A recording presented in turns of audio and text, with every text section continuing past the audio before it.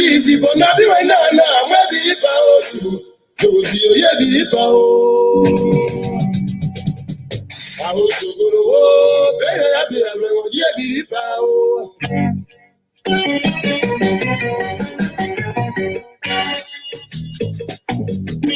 I'm just a go view.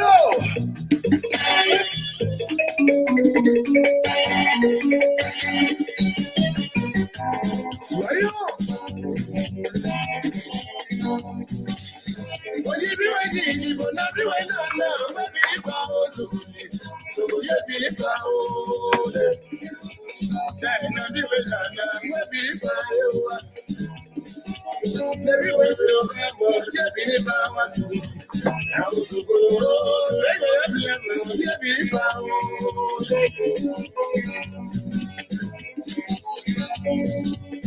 but you be ready, but not be right now. Maybe if I was so yeah, be if I was I'm gonna be with you, maybe if I was maybe if I was I was to go, oh, me, I know that you're going to wear that number. So, yeah, if I be right now, maybe if I was. So, yeah, if I was. Maybe if I was. So, yeah, if I was. I didn't have what we're young.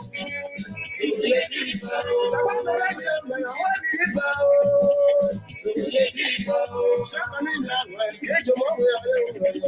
So, yeah, if I was. Maybe right now, maybe if I was.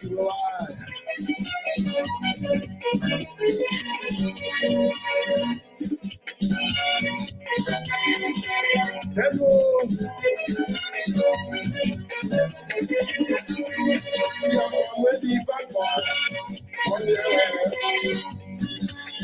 I believe I know you're right, you believe I believe I know you're right, you believe yes, I believe I believe I so you believe yes, I believe I was so good, you believe I believe I know you're right, you believe I believe no one will come on, what believe yes, I believe, what believe so you believe yes, I believe, I was so good, oh, you know, I don't know when you went to your home. So baby, yes, you see that man, what will I come you? So you believe, no, man, you believe, so you believe, what believe, so you believe,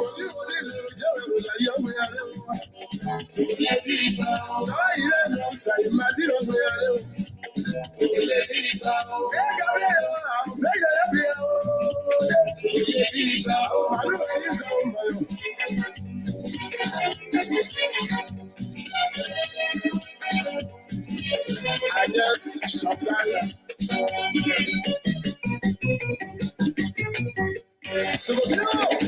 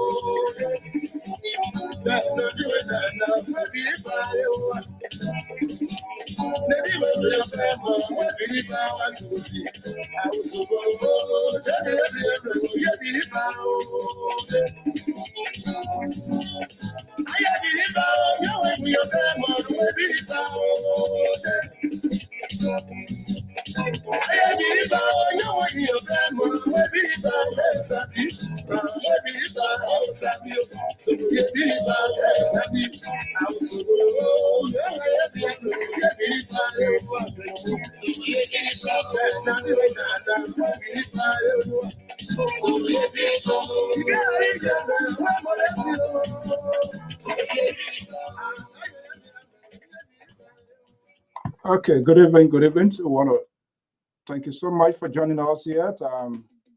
Thank you. Good evening. Good evening. We want to welcome our viewers and listeners across the globe. Thank you so much for joining us this beautiful, beautiful Wednesday evening. It's All Things Considered right here on the Diaspora Informative News outlet, Liberia Public Radio. And I am your host, Alfonso Zayan. So we want to welcome our viewers, wherever you are. Just do other favors and hit the share button and invite someone at your company to my Esther grandson. I love that one. Good evening.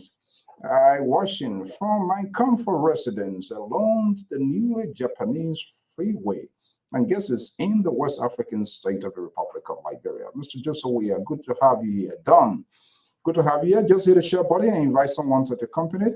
We want to welcome all of you here. Very shortly, the analysts going to be joining us, and we're going to be having a wide range of conversations on news and information making headlines in Liberia.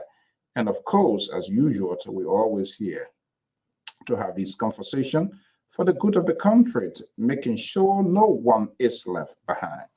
And so, welcome. So we're going to get the ball rolling out here. Doing a little bit quick housekeeping here.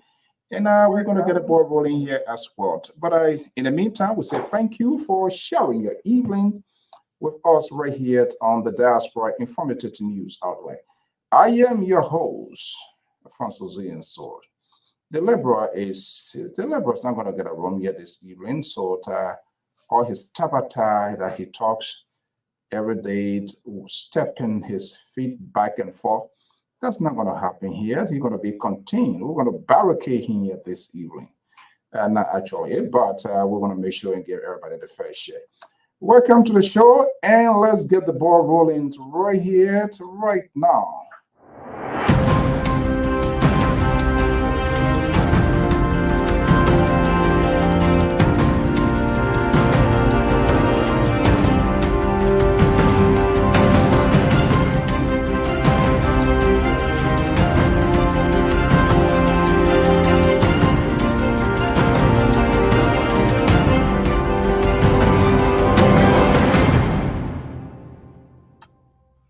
Okay, good evening, good morning, good afternoon, depending on your location. So wherever you are, we say good to have you here. I'm Alfonso Zayan Sword of the Liberia Public Radio and LPRTV. Here comes our prime time to valuable. It's been taking the top position as one of the top follower, Fatuma Sharif. Good evening. Good to have you here this evening, and I love that emoji. We want to welcome our viewers and listeners across the globe. That is unfolding in Liberia. We intend to give it a conversation, and you yourself will absolutely be involved in the conversation as well. And so, no sound. Are you sure? Check your device. I think the sound should be okay from what I'm saying here. Check your device. So maybe you want to turn it off and come back from what I'm saying here. Let me do a little bit testing here. Check your device. Let me see. Mr. Weir, are you getting us? Let me see here. Mr. Weir, are you getting? Okay, the audio is good. So just switch you want to switch it off and go right back, because I just did a testing here. Is good on my end. So I hope the Libra not intercept your audio this year. Just the sound. Okay, yeah, good. So check. That's the Libra. I told you not to be a fan of the Libra, but you don't listen to me. That's the Libra. He always infiltrate people. He more or less like a Russians. They always infiltrate people to electronic devices. The sound is okay now. Okay, you see, I call him out, so he ended up leaving it. Okay, good guys. Good to have you, but thank you for enlightening us, and that's the beauty of this network. This is the rhythm that introduces the program to All Things Considered.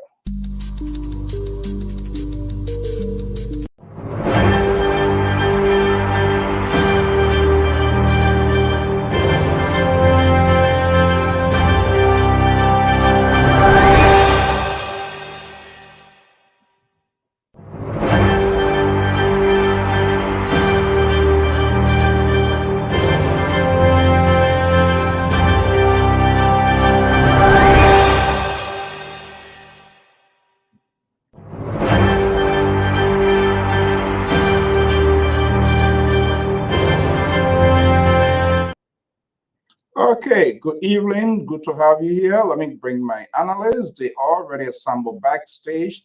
Let's bring them here so that we can get a conversation going because no time to waste. We have a lot to do and we must all engage this right away. So let me see here. I'm trying to get something going here. Okay, no, let's see this one here. Let's see this one here. Let's see this one here. Okay, this is it. Okay, let me go to right here in the Ocean State. Mr. Jared Backham is here, is LPR security analyst, is standing backstage. Let me break in. Senior analyst of the Liberia Public Radio.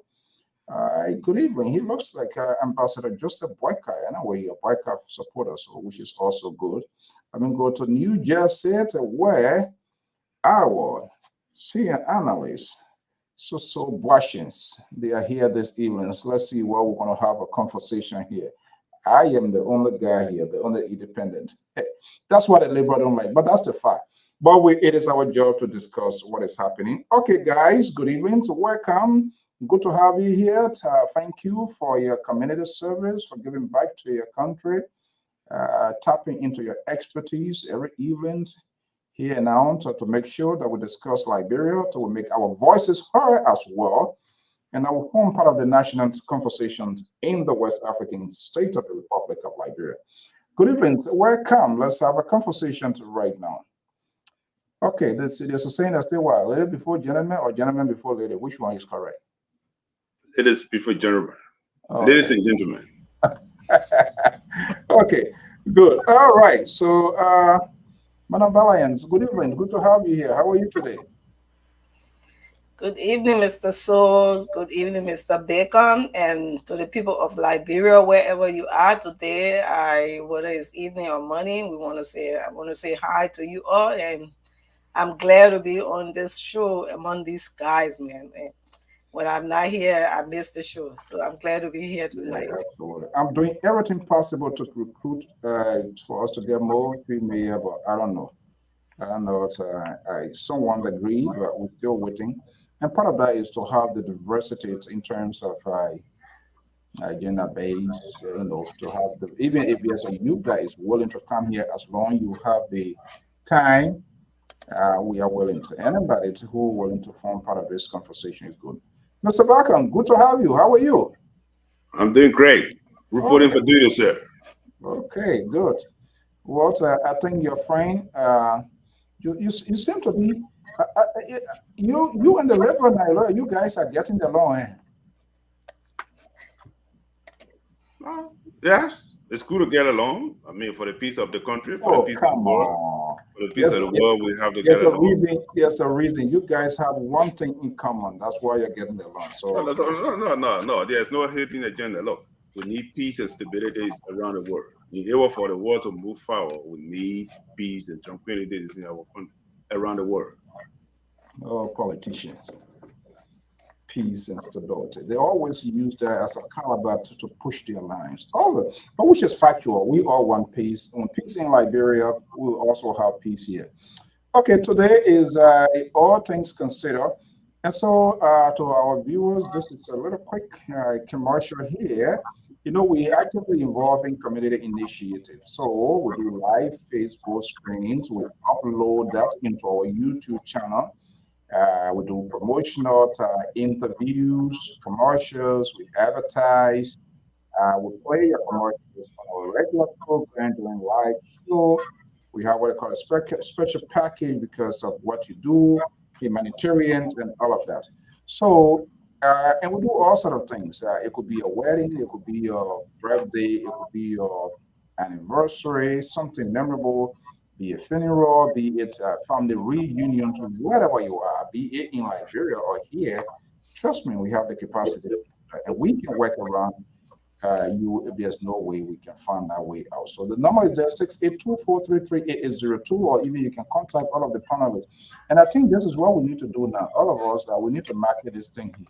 Some of you get millions of friends. They're in a lot of rich organizations, and they can be having function. They don't be using your what a man is a hachimokore. They shouldn't be using your own devices. Just send them to us, so that way, we can be able to keep the network running. Yes, because we're not aligned in as much as that support, which is okay. The institution as an institution doesn't align with any specific group. This is why people always have to be where they find it. But we can do our stuff. Okay, guys, let's have a conversation. Too much is ongoing. People crying, baby cry. People making a lot of explanations. I don't know what is going on. Sometimes there's a saying that say, when you have it in your hands as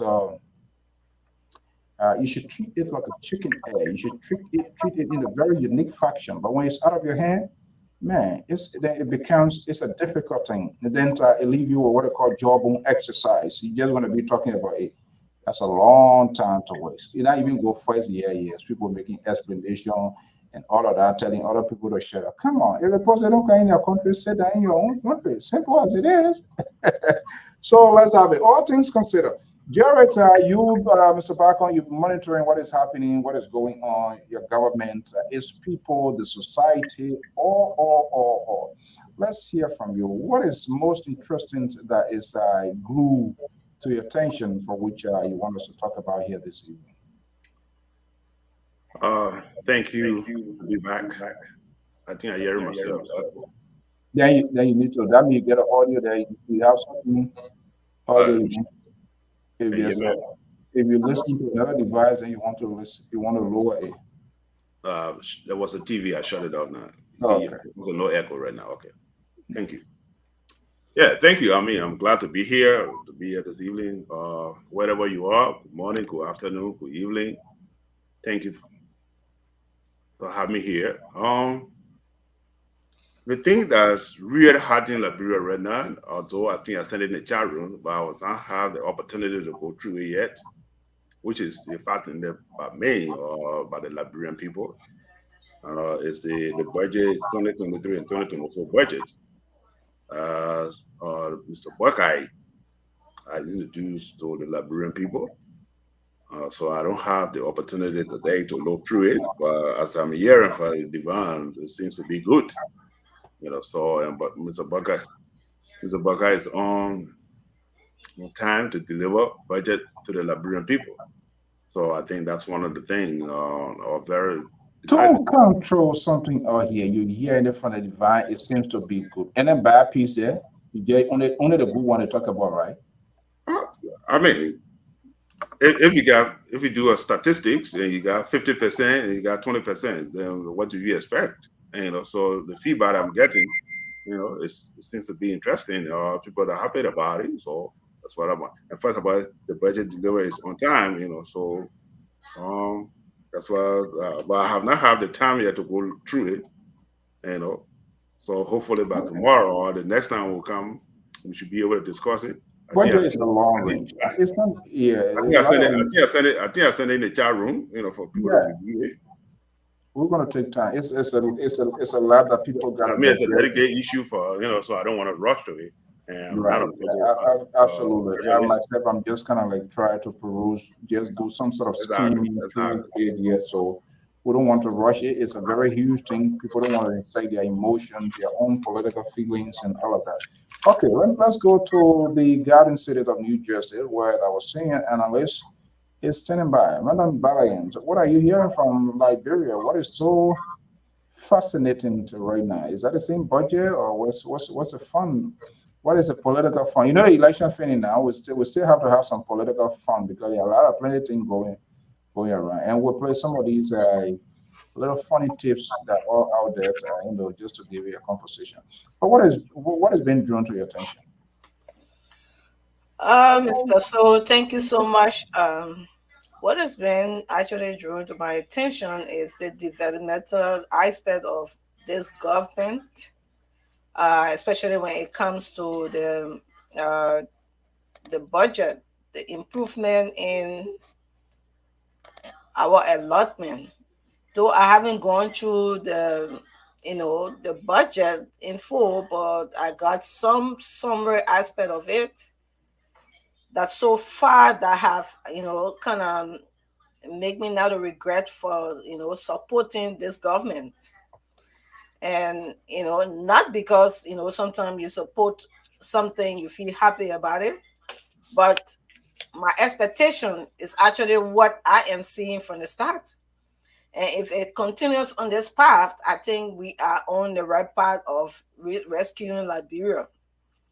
I know right now it might not be to the expectation of the people right now, but they say a drum does not get filled, you know, at once. It takes a drop of water to fill the container. So for now, this is what I'm saying. Though I'm not 100% satisfied with the budget for now, but for the steps, that have been taken, I think to some level I am seeing a little satisfaction in my labor that I put to. Okay.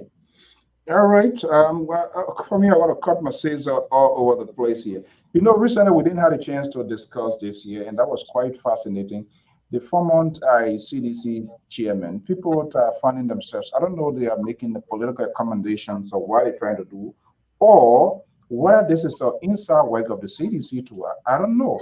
Molu resigns as chairman of the political party, and he has returned to mainstream to be launch this advocacy group now, the movement Stand, as they call it.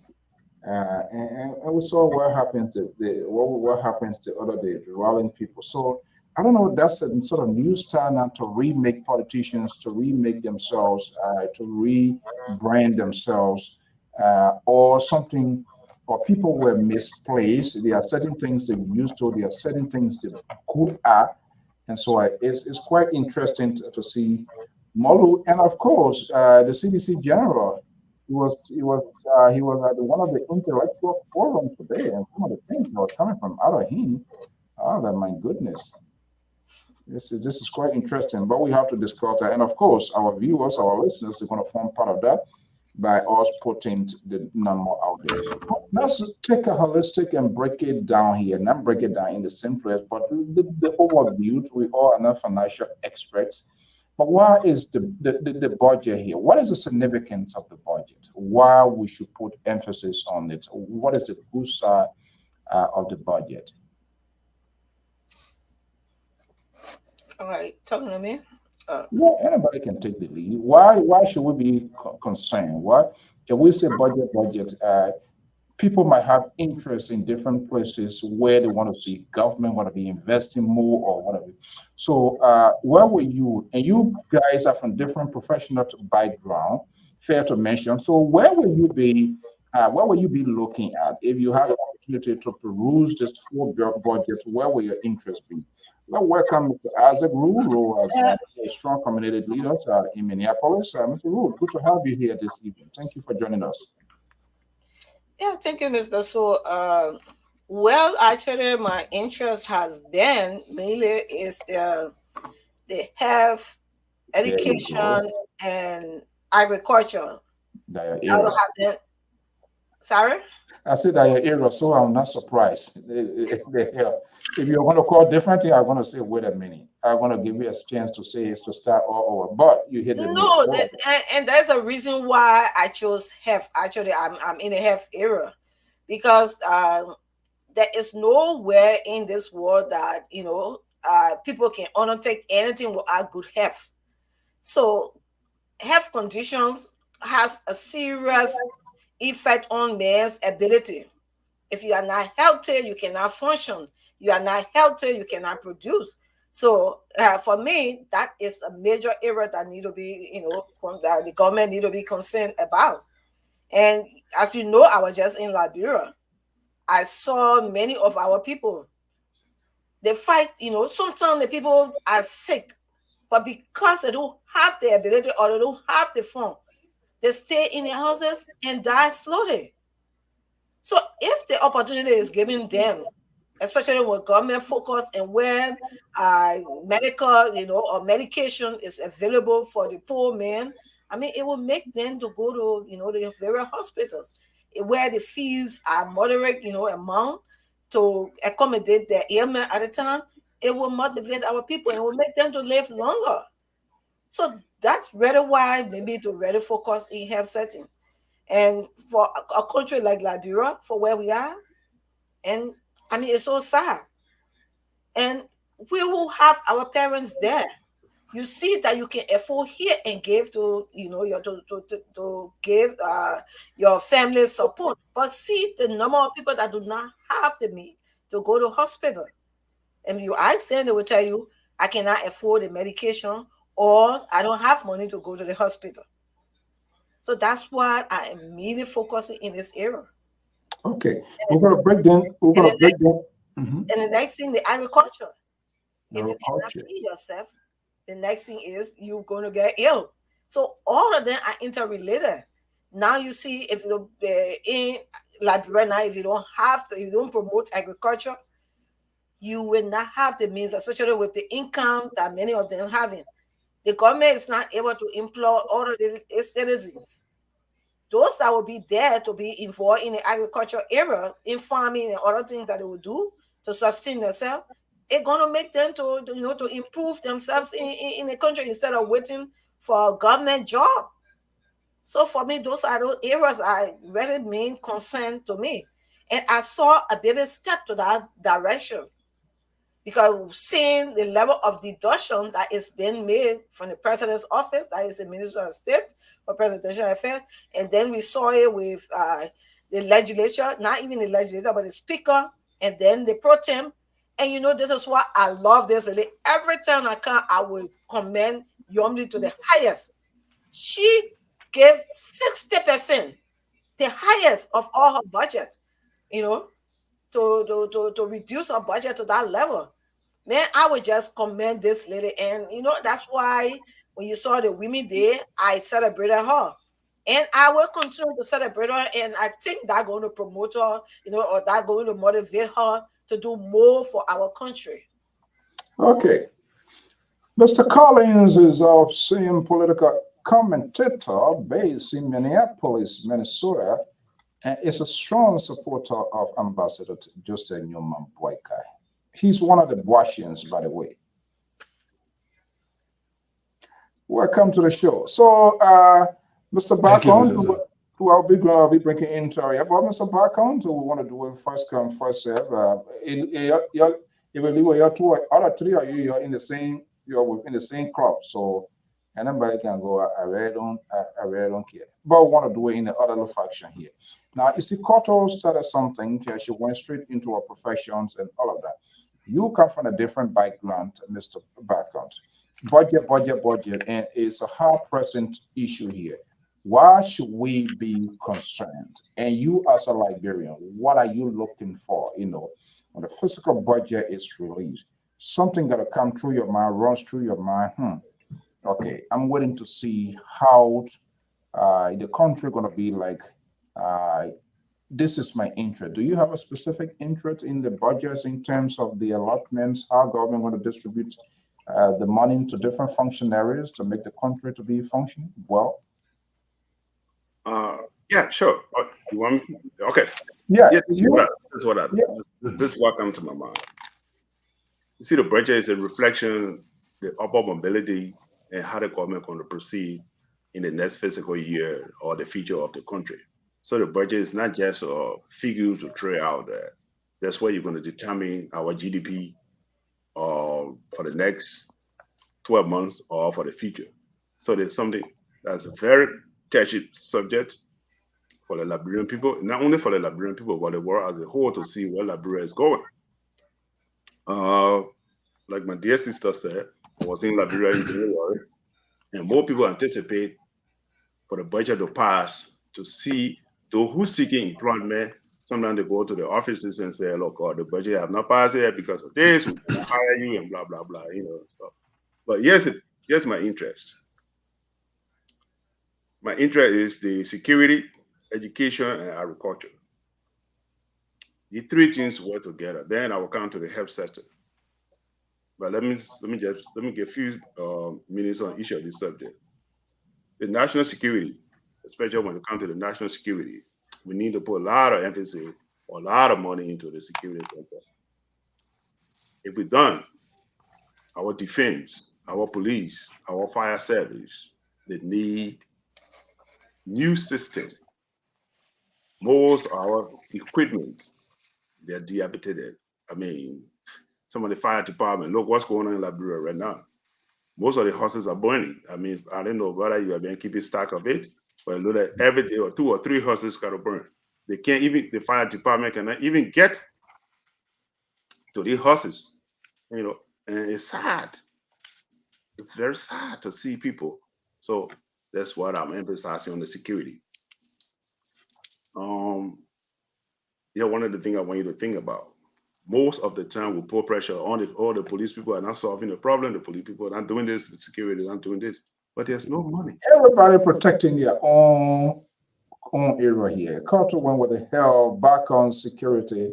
I think Mr. Collins going to cut through this corridor because they think you're doing all right. You're so we will look. All right, go ahead.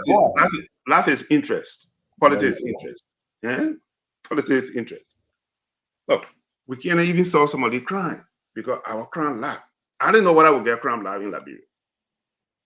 Okay, or even statistics to say based upon this. Let's look at the budget. Maybe the budget in the security program, they want to send money there, but we don't even have an index. Like we can go in the FBI index and say the crime rate in Rhode Island, for example, have gone up, so we have to send a certain amount of money. Or the crime rate in Grand Jide, Nima County, or Lofa County. So these are the things we need to establish. In able to make money, we have to spend money. Now I come to the education. Why do I choose education?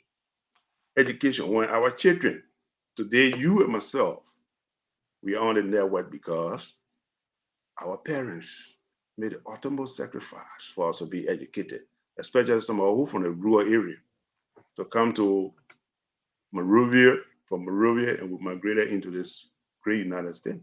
It's based upon education. So we have to break down that cycle of poverty. Poverty increases crime. Education, when you have the education, it's not guaranteed that you're going to be a millionaire, but it guarantees you place in society. It guarantees you place in society. Why? Because like today, we are on the net as an expert because based upon our education, based upon our background. So we are here. So we need to put a lot of emphasis or money into education. Okay. All right, let me finish. We'll come to the details, but if you get other piece there, and I'm going to tell it. Okay, I'll come to agriculture. Agriculture is important because we'll be able to feed ourselves. Look, our neighboring country. We want to buy yen, we got to go to Ivory Coast. We want to go to, like my sisters there said, somebody can leave from Monrovia to go to Ghana for medical treatment. So these are the areas I'm going to do. But we're going to go into detail. I mean, like I said, I have not read it yet, but I mean, these are the areas that are touchy for me, and I want to address some of the issues, why it is important for us to put a lot of money into it. Okay, that's great. Thank you so much. Let's welcome our good people here, Madam Elena Warsins. Good evening. Good to have you here. I think the old man who can put a foot in his mouth, he's not here this evening, so trust me, we're going to have a good show. Thank you for joining us. Of course, Alice Deconte Noir. I believe you will come. Someone will touch you.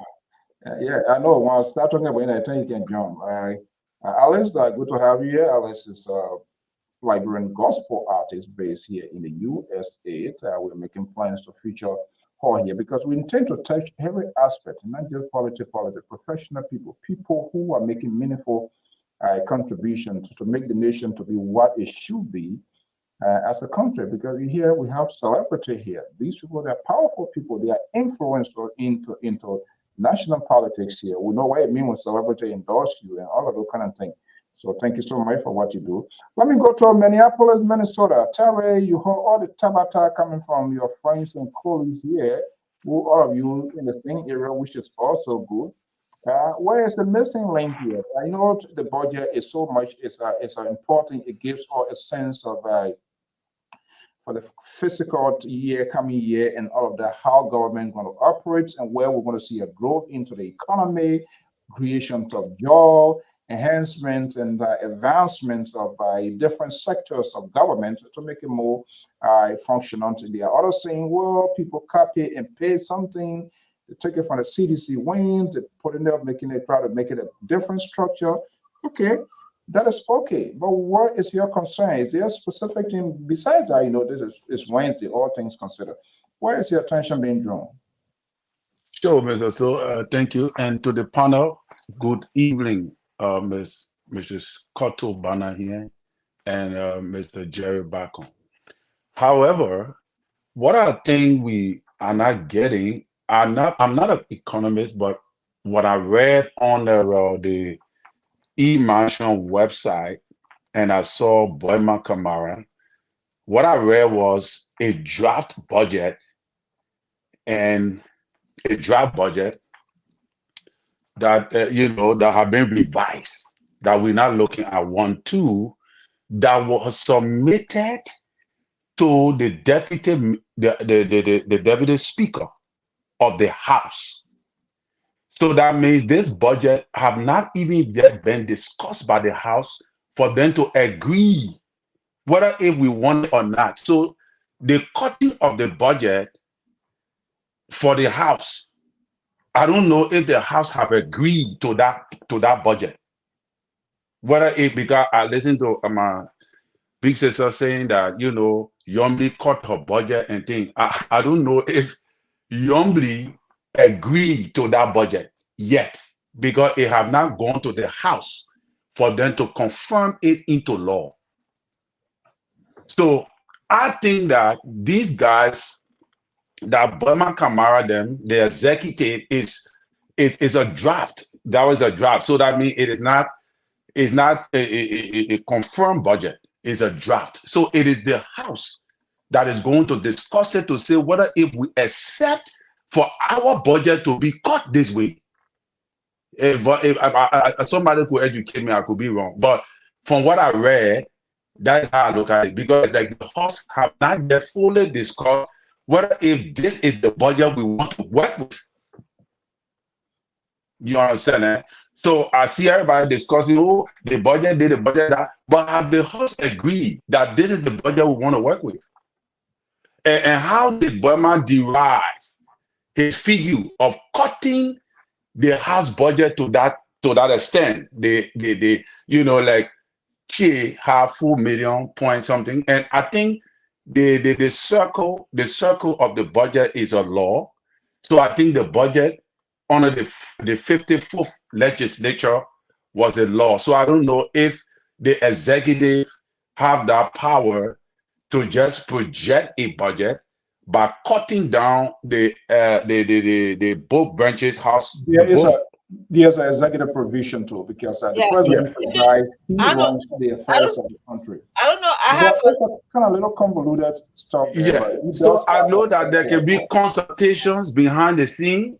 Maybe Yombi, this is an agreement or so, but whether if in conclusion, whether the both houses have agreed that this budget is the one we have agreed and passed into law, that this is what we're going to work with.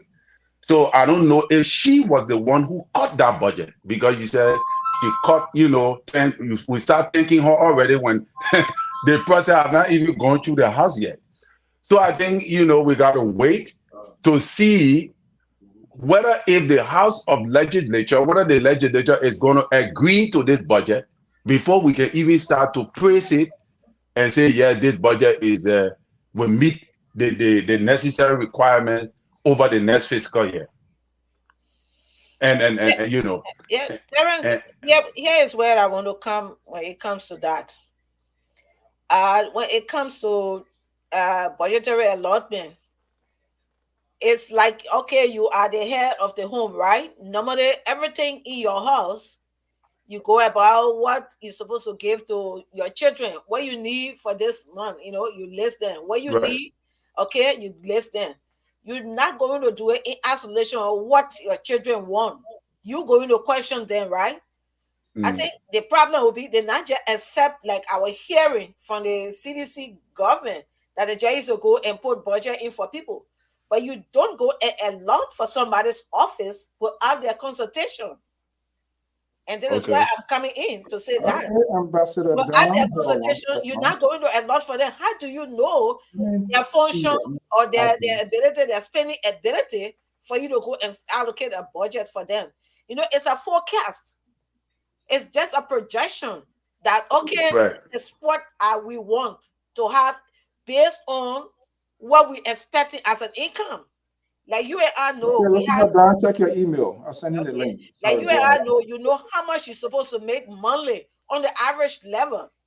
You're not going to talk about overtime or my 2 or 3 job. You're talking about all my job, my let's say income for this year or for this year. I calculated based on my income for this year, and that's what the projection is made. But I thought it's already there. I thought everything concerning previous years is already lying before the final minister already. He already know what these No, people have been generating over the years and what they should spend and what they shouldn't spend. no, it's But not done like that.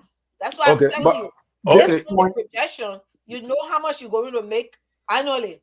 If it exceeds the amount you make, okay, that's a surplus for you. But you project based on your average level. so what is happening right now? This was something that was generated. It was in the process, and the last government term came to an end, and you can't wait now to say, "Oh, you have to get something started all over before you have a right. functioning government." So what they did, I think they went inside of this, a lot of tweeting, and this is where people coming from, copy and paste. Government is continuity. You can look inside and say, "Hey, this one here makes sense. This one here is a waste." I'm Mm, not a guy Yes. with big spending and all of that. And I think this is where it's going to be interesting when it really gets in the house because these right. some of these lawmakers, I think what the president ambassador boy, I say these Moja boys, these Moja guys, they got within the proximity of power from the Samuel Dotan, they almost got there and it didn't go well. But right now, they are doing everything possible to make sure that everything is okay. So what the president, this administration have done now has put the lawmakers, all of the people that are making the fabulous big money, they put them on edge now. So they will be exposed now, whether it is logical, whether the ordinary driver, the janitor, the cleaner, who or she doesn't have transportation, but you have those men then with a tinted car windshields, full tire, air cool, who should really cry to say, oh, our salary and all of those kind of things now. It's the ordinary person who what doesn't get it, they have to credit, they have to go to work, not those people. So we'll wait and see who gonna be for, who gonna be against, and all of that. Yeah, so Mr. So I wanted to close because I didn't finish my so so in my opinion, from the whole draft budget, I think it's a political budget in a sense that the budget could feel confusion. It could be a setup for confusion in the House because obviously when it goes to the House, it depends on because the Liberian people looking at the House now as to whether if they're going to agree to that budget or not to agree to it. All right. So I think they set Burma what his name, the government has set the hustle. So because they were expecting to get a $54 million budget, which include wardrobe, office, and all those kind of things from the previous 54th legislature. Now they will be surprised to see a $30-some million budget coming to them. Will they agree? And if they don't, what will the public say about them? So I think Ambassador Boga is setting a trap. And I foresee some group of people going to fall in it. It's a political budget from my perspective. And that's quite true, Terry. First of all, the old man, he get nothing to lose. He's not going to seek re-election. So now this is where his legacy, this is where people are going to determine his legacy. What did he do? Right. What was the hallmark? What were Liberians? What were the community? What were people who voted for him? What would be the most important, memorable aspect of the presidency of Ambassador Joseph Newman Boyka? That Prince Johnson crying now like baby or around you. Nobody, they're not going to get time for him. They're not, I mean, it's done. The old man 60 is destined. Unless you say, well, I want to retire now. So he's not one who is saying, okay, after 60, I'm going to be seeking election, so I got to be mine 4 years to get. So, no, the party, whoever coming now, you got to cry your own cry. So, Mr. Bacon. Yes, sir. Yeah, You see, so. yeah, the budget like my brothers and sisters have said, the budget is a proposal process. It have to go through the House and the Senate. They have to approve. They have to approve for the budget. There will be a debate on the floor, the lower house and the lower and the upper house, to discuss the thing. But let them be mindful. Like I always say, Boyka will surprise most of the people in Liberia or around the world. You can't call Boyka was no, I'm serious. I'm serious. Jesus Christ. No, not you. Huh? Oh, deliver. Oh, Lord. I'm serious. What a Boyka man. want to surprise most of us who here in Liberia and abroad. And Mr. Boyka is serious about Liberia. He want to build Liberia. Like Let me put him there because you start screaming. Okay. Look, Boyka said what? Think Liberia, love Liberia, and build Liberia. Okay? So this budget is a first step. It's an introduction. It's an introductory part of Boyka. How his administration going to go for the next 6 years. And look, like you said, you alluded to. Boyka not interested in buying a house. They may get one house for all the time he's been working for government. You get one house in Monrovia. You get one house in what the place? In Foya. You get one house in Tomabra. That's it. Boyka ain't got property in Liberia. Are you sure? Honest to God. When like did his checking it? When did he check it properly? He said it. He said, look, check. You go check. He been in rehab there for the past 40 some more years. In rehab. That house you were in. He been there before he became vice president. Before he became president. But I got no other house. All houses in Monrovia. Those who came to power, look at some of their worth. And we know some of them. Why can't I looking for property? Why can't I looking for cars? Oh, Lord. Huh? Every one of those own houses, the man was what? Director for what? APRC is a lucrative position. Minister of Agriculture. He could have built thousands of houses if he choose to. But Mr. Boyka is a man of vision, a man of principle, a man who think before he make decision. So folks, fasten your seatbelt.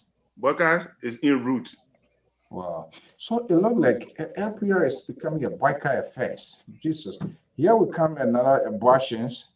The Liberal Progressive last night was crying, baby cry, calling for territory. Terry, is that a new or is he a new or rescue mission here? Good evening. Welcome, the Liberal. Good, Mr. So. Good evening, fellow panelists. We're happy to be here with you guys tonight. You're not I'm sure the conversation is going to be very fruitful. So let's have the conversation. Yeah. When I in charge, then he do everything possible he can to contain himself. But trust me, you want to show them, But anyway, he knows where to get his thing going. Okay, good to have you here, Liberal. Your friend, someone really disappointed me, Fatuma. Where is I think I asked somebody asking where is the Liberal and all of that. This is it's just unbelievable. But good to have you here. Like you said, you are love on this show. I don't know where you got that from. But Liberal, good to have you. This is All Things Considered right here on LP Arrow. I've been told by a lot of. Oh, okay. Let's see. Okay, let's see here. I think someone who potentially is on the other side will be here. Let's see what I want to get his side as well. So let's see here. I know my brother gonna come in, but can I say something quick, please, before my brother come in? Oh, brother, you can give me 2 seconds. You have it. All right, thank you. You're the same people, so you're not going to listen. Our cattle, you're going to say no. When you pull a jacket on us and say we are a liberal, you know what? To be a liberal, let me define the word liberal today. Oh, if it is wrong to put food on somebody's table, to put food on the table, if that's liberal, then I'll wear the jacket. If to pay somebody's school fee for them to go to school on free education, if that is the liberal, then I'll wear the jacket. If somebody will open a hospital or hospital free to pay for the hospital free of charge, you know that I will put a jacket. So who generate the money for all those free dinner? Well, I just because the man has pulled jacking us that we are a liberal. So when you are a liberal, you're getting out free. I mean, nobody got to work for it. You just give it to them free. But I just try to tell him, if you're a liberal, if you do listen into the community, that's what I try to tell him, because he put a jacket on us or put a cap on us that we are liberal. The liberal. So that's what I try to define. Oh, wait a minute. Johnny To Cochran, be a liberal. If these are are you a liberal? Oh no, I just said because you are already No, put I up. said a liberal progressive. He claimed himself to be a liberal. Here comes another liberal. So that's what I try to tell. I tell your listener that it will be a liberal to give somebody food so they can go to bed hungry. If that's a liberal something, then I agree. No, the liberal believes to apportion people wealth, take it from me and give it to people, and other people That's what I'm rely on saying. you. But anyway, we're not going to go We into do that. charity organization. Liberal, we are just a liberal. Something the same way when Ted Kennedy was living. Wow. In Massachusetts here, he's a liberal. He's a liberal. So So you cut more taxes and give, the hardworking people money to the people who are not working. Going to me, welcome, Mr. Toll. So, Mr. Toll, sorry about that. I just wanted to tell my brother, because he's calling a liberal. So I just want to tell you, more liberal. So, you see, yes, Samson Toll, the liberal. I was making direct reference to him, but it looked like Toll has managed to get you over. So maybe you're going to be the kind of like Murphy. But I can tell you, this guy, you cannot rely on this guy. If you bang on this guy, he's going to throw you in deep sea, and no one will rescue you. Let me bring in the liberal progressive. That's the liberal. The liberal is strong. One day for you, it's not guaranteed that he's going to be with you the next day, depending on your language and your tone. So the liberal progressive, good to have you here. Thank you. Thank you for having me. Okay, so too much is playing out there, but I know you always on the other side. You try to balance yourself, you try to position yourself, but this is something that is difficult. You're struggling with it because you don't want people to feel hurt. You don't want to put finger in the throat of your own very people you support. But let's hear from you. This is all things considered. What is in your playbook this evening? Mr. So, my playbook is full, and I'm happy what I'm hearing from back home. We fought hard here. You guys called us names. You guys thought that you had it differently. When the election was happening, numbers was being counted. People were throwing jabs at us, but we knew exactly what we have in the bag. We knew what we were fighting for. We knew exactly what was coming. So I'm very happy that some of my labor in terms of I'm not planting cassava and I'm not getting potato. I plant cassava, I get cassava. Then that's exactly what I'm getting from President Baka and his people.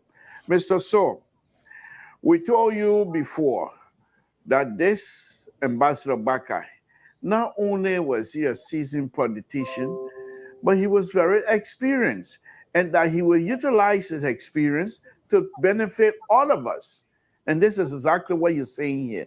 Look at the budget. And my argument with this whole budget issue, as far as I'm concerned, this is pretty much the maybe 50 or 60% of the information on that budget stuff came from President Weah and his people. And even if you look at the preface, I mean, these are things President you would think I believe was written on Samuel 12. And these people came in knowing full well they don't have the time to give you all of what is happening in terms of budget and all of the financing and things. So they picked the best of what they can get from President Weah, some of the language that still describe the situation that they're going to go through. And moreover, they decided that they're going to negotiate with these big wigs, those departments and areas that were taking a bulk of the money, and they were able to negotiate with these people, different agency, different department heads, to negotiate with them, the executive, the legislatures, including the temp president, the pro temp, deputy speaker, the president of it, the vice president of it. They were able to negotiate with them and there was some serious reduction. Mr. So, this budget is not something that I can stand on a mountaintop and say, yes, indeed, I'm all for it, happy. But like everybody's been saying, it's a start. But I'm Somebody, waiting. If hold on these one people, second. Mr. Do you So, have a device open, Mr. Ambassador So, Dan? the liberal is I on the come in 1 second. I want you to be heard properly. Oh my goodness. Say properly, man. because I don't want you to, when I'm on the road, on this show, I'm the most loved and Jeremy, most talked about on this show. So please let the liberals shine a little bit before you start bringing all kinds of stuff. But the point here, Mr. So, and let me just wrap this up. Next year budget, that the time you will see the Loma Debo. The Loma Debo will finish dressing. That next year you will see it. Then when you part that just the small girl Debo dancing. Next year, that the time you see the Loma Debo dancing. That time you better be ready. You better be ready and start accepting the truth behind Ambassador Baka. That next year we're bringing the Loma Debo out. So they crying the road, that comes up. No, the crowd, what they got power. That they are, let them go to Joy We Are and go dance at double with Joy We Are. The crown people, they'll go dance at double with Joy We Are. I'm from Lofa County, by the way, and so I have sent Mali to Town now. I'm in Lofa County. We're going to bring the Loma Devil outside next year. Next year budget, that the time you will know what the Loma Devil can do for you. Stop saying you're so divisive. This is unbelievable. We're talking about budget. You're talking about Loma Devil. That's how far you going on? Wow. Okay. Joining us here is Ambassador Roosevelt Dant of the RDTV, also in his business, one of I don't know what are you reactions or seditions, Ambassador Dant? Or both? I am sedition. No, you reaction. We are very much sedition. We are sedition. The second time he did not CDC. You went back again? Yeah, oh yeah. You've been very far off from politics. Who, me? Yes, I contested on the party ticket in Liberia. I know, but I'm thinking about how you left and went back. That was the time I didn't catch. I saw you running on the ticket, but I didn't know when you went back. That's all. Okay.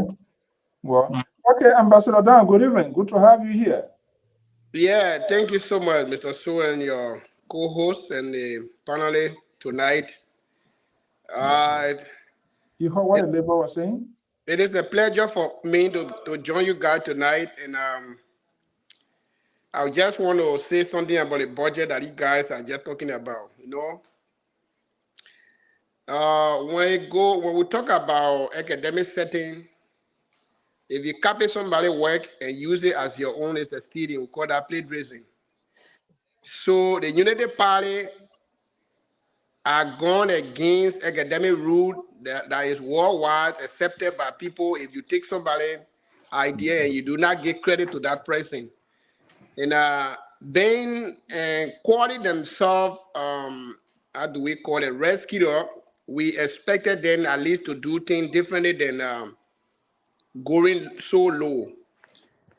The budget that they are talking about, for me, I was expecting them to use the word we created, then to start using the word we reduce.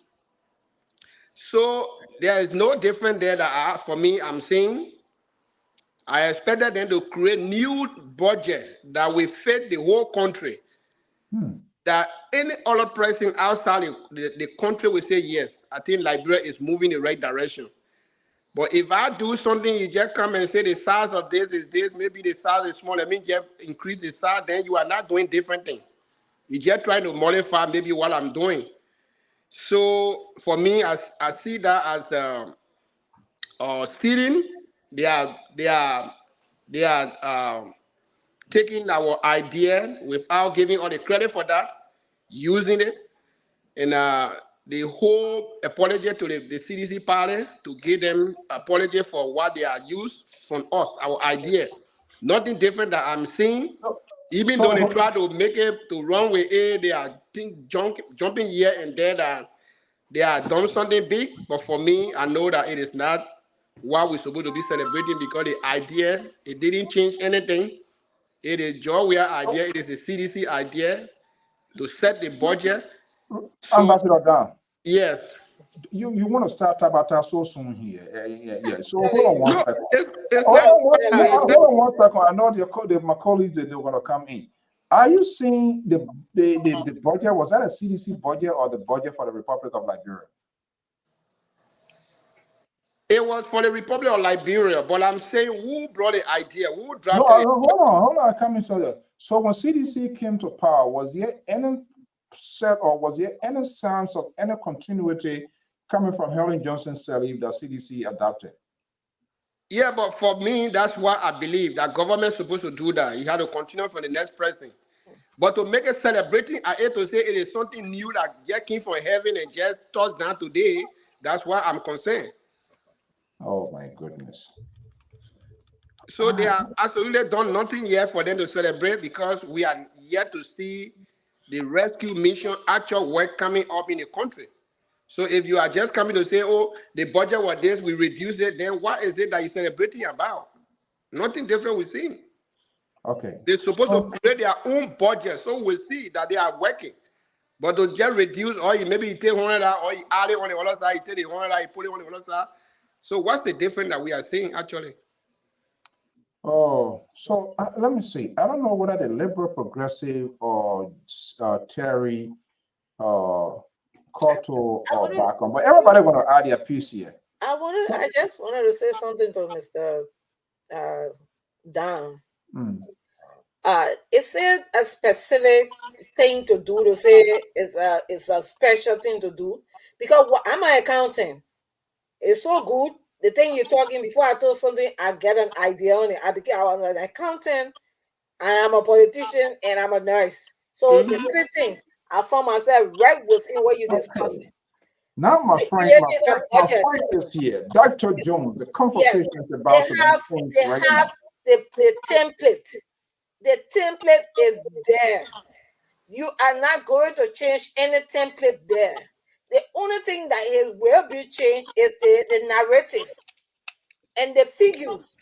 So you're not going, Joseph Baga government is not coming there to come go create new format. There is no different format. The format is the same. The only thing you do the allotment and justify your allotment, which is the narrative. You do the narrative and then put the figures in. So I don't know where you're coming from, Mr. Da. I don't know whether you have idea of how budgetary allotment is done. So that's not CDC idea because you said CDC just left. It had been from time immemorial, it been there. The template is there. You go in and lot. That's what it is. So I'm so sorry, this is why you lose the election. Because there was one point you get flip-flopping. You flip-flop. I've been following you. And this is not flip-flopping. This is not capping time. When we come to governing, this is where for me, we are governing. We're not campaigning. We're not telling you, we're waiting for 12 years. Now 14 years we're waiting for. We're governing right now. Everything that we're doing is the template, the sample. This budget is just a sample of what will happen years to come in the 5 or 6 years to go. So I'm sorry that you just come in to say they follow CDC. CDC created any template. That template is there. The budget format is there. You just do your allotment and send it in. That's what it is. So I'm sad that you're bringing this in. I thought we were going to be discussing not knowing our budget format. So, Ambassador, just hold your peace because trust me, they're gonna. No, let all of them talk before. Yeah, they will be on you to know you will not even see it go. When a liberal comes, that's going to be a different thing, not to mention terror. Thank God, another independent voice. The two of us are the independents on this network that try to stabilize. Dr. Jones Octavio Miles Sr. Dr. Jones, good evening. Welcome. Yeah, good evening, CEO, and good evening, fellow panelists. Mr. Bagon, how are you? I'm doing good, sir. Okay. All right, welcome. So Okay, let's see here. Who wants to go? John, back on, you get anything to in response to what Ambassador Dan said? Let Mr. Jim go first. Because he just come in, so I will give you an opportunity. Let us go ahead first, and I will Don't make address. friends with him. He's not your friend. He's we are two here Oh from man, him. I just want to give it. I just want to give it. I He's just not want to give looking it for a your courtesy. I friendship, just want to so give it a don't even go courtesy. there. He's not looking for your friendship, okay? No, no, You I don't already got with the law. liberal I don't wing. got law. You already with the liberal wing, so don't even He go is there. surely not your friend. He's Surely. not your friend. We two of us here, we pair together, we match. So you, Terry, Cece Goyo, Amos Joy have in with 1.5%. One day he come to people, another day he go on the other side. You stay on your side. We don't need you. Okay, Terry. Yes, sir. So Yeah. What the ambassador not understanding is that this is a revised budget. A revised budget is a budget that have been adjusted. You understand? It's a revised draft budget. So a revised draft budget is just a budget that have been adapted and adjusted. So a revised budget, there is no much difference. You understand, eh? So because we coming from one government to another, you don't expect us to go do a whole different restructuring and all the kind of things. We don't have that luxury of time because we have only 60 days in power. So you don't expect us to go do all those kind of stuff. So we're doing a revised draft budget. And that alone is supposed to explain why you guys running all over the place. Oh, it's a cut and paste that Samuel 12. First of all, when Samuel 12 took over the government from Madam Sharif, what is the difference in Madam Sharif's budget to his budget? Do you know the difference? Can you Very explain to me huge, what the impact? very huge difference. Oh God. Okay. Give me updates. no, like I Some make of the a point, the differences. liberal will respond, then we'll But come but back. anyway, I'm trying to tell you like what Sis Cotto said. You will not see much difference, all right? Because the budget is the same amount of money that is being translated into the next government. But this particular budget is a revised draft budget. That means the budget is not going to be much difference from the previous budget. Okay. The liberal, you still want to speak on this? Well, just a little bit. You've been back. Mr. Don, Ambassador Don, did a wonderful job in his area. Every time I read her addressing, I want to put that up from before. Built a huge hospital / clinic in his area. I saw it, and I took some pictures. And the most impressive thing is it's not too far from Tapeta where they have the huge hospital. So I think if many of the counties or even the areas, if they were to have some sort of a clinic or a hospital / clinic the way he built it, I think that alleviate most of the suffering in his area if it is staffed. Having said that, Ambassador Don, You ready for you? thank you very much. You see, that's why your CDC, somebody told me, don't put my phone in my mouth tonight. No, that CDC will come, that Madam Ellen Wilson, she said, don't put your phone in your mouth tonight. No, I'm not putting my phone. That CDC always coming and they put their foot in your mouth. Ambassador Dan just show that CDC able to put their foot in their mouth, and I'm not going to help them tonight. Here's what he doesn't understand. What kind of credit will give you? When you're there, listen to this. Listen to this. And I'm not a budget person, so I'm not here to boast about any budget. I don't know anything about money business. All I know, get paid, use my money, whatever I want to use it. The rest of it, if I can save it, fine. If I don't save it, I eat it. I buy my kesali and goat meat, and that's it. Now, the kind of budget I can do. But keep talking about money, no, that's not my area. But let me look at this. Minister Ministry of State reduced from 20 million to 9 million. And you want us to get your credit because you were stealing our money or putting your foot in your mouth, building all of it. In fact, Mr. Don, you need to be audited, even though you just go in Nima County. But I think the fact that you are associating yourself with these people, we have to audit you as well. Let me go on. On a very serious note. Oh, Lord. The office of the president, President George Weah, $4.4 million. Reduced 50% on President Baka. Vice President reduced from 4 million to 2 million, reduced 50%. Legislature. This is what I told you guys, and this particular statement goes to Terry, Mali, and the so-called host of this show, Mr. So. Because when I was out here arguing that Falanti Kofa was going to be one of the most important person to President Baka agenda, people were ridiculing me all over. Look at the speaker budget. And Falanti Kofa didn't say point. Because I knew exactly Falanti Kofa. Once you talk about Liberia and Falanti Kofa find out that it is in the interest of the people of Liberia, he will say nothing. So Ambassador Roosevelt, Don, thank you for your service. Thank you for providing a hospital. And the good thing is the hospital is pretty much on the highway, so anybody can get sick at night on the highway, and they can just rush him in there. I want to thank you. But in terms of money business, please stay out of money business. Y'all go and build hospital in Liberia will support you, my brother. Stay out of the pure money business. Thank you. Oh my goodness. Okay, Amos George, good evening, welcome. Ambassador, I'm going to bring you in to respond. The reason I muted you, I was having some feedback, but as soon as I ready to call you, I'm going to get you. Trust me.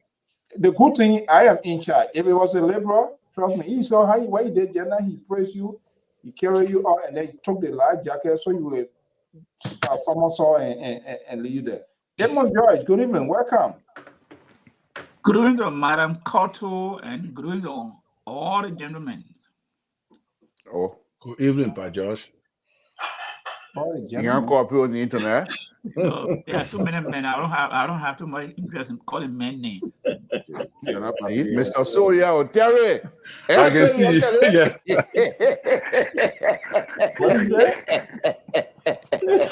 I understand now.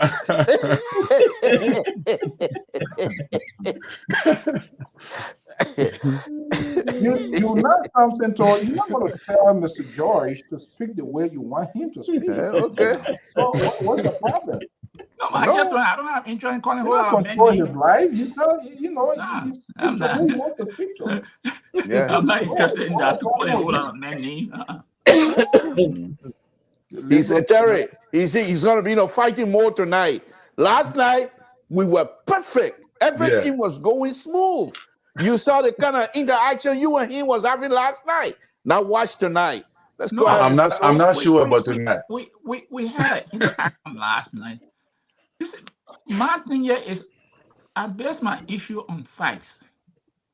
So if I don't have something, why should I come and just put it up there and spill it all like CDC? No. I'm not one of those editions. All right. We are Shan. Let's cease fire quick here. Let's get to the basis of the conversation. Okay, my good friend, Dr. Malik Jones, we will and will continue to be partners in progress in making sure that people who are trying to liberalize this network, that dream does not succeed, will give people the voices. Let me bring in Dr. Jones, Octavia Malik Sand.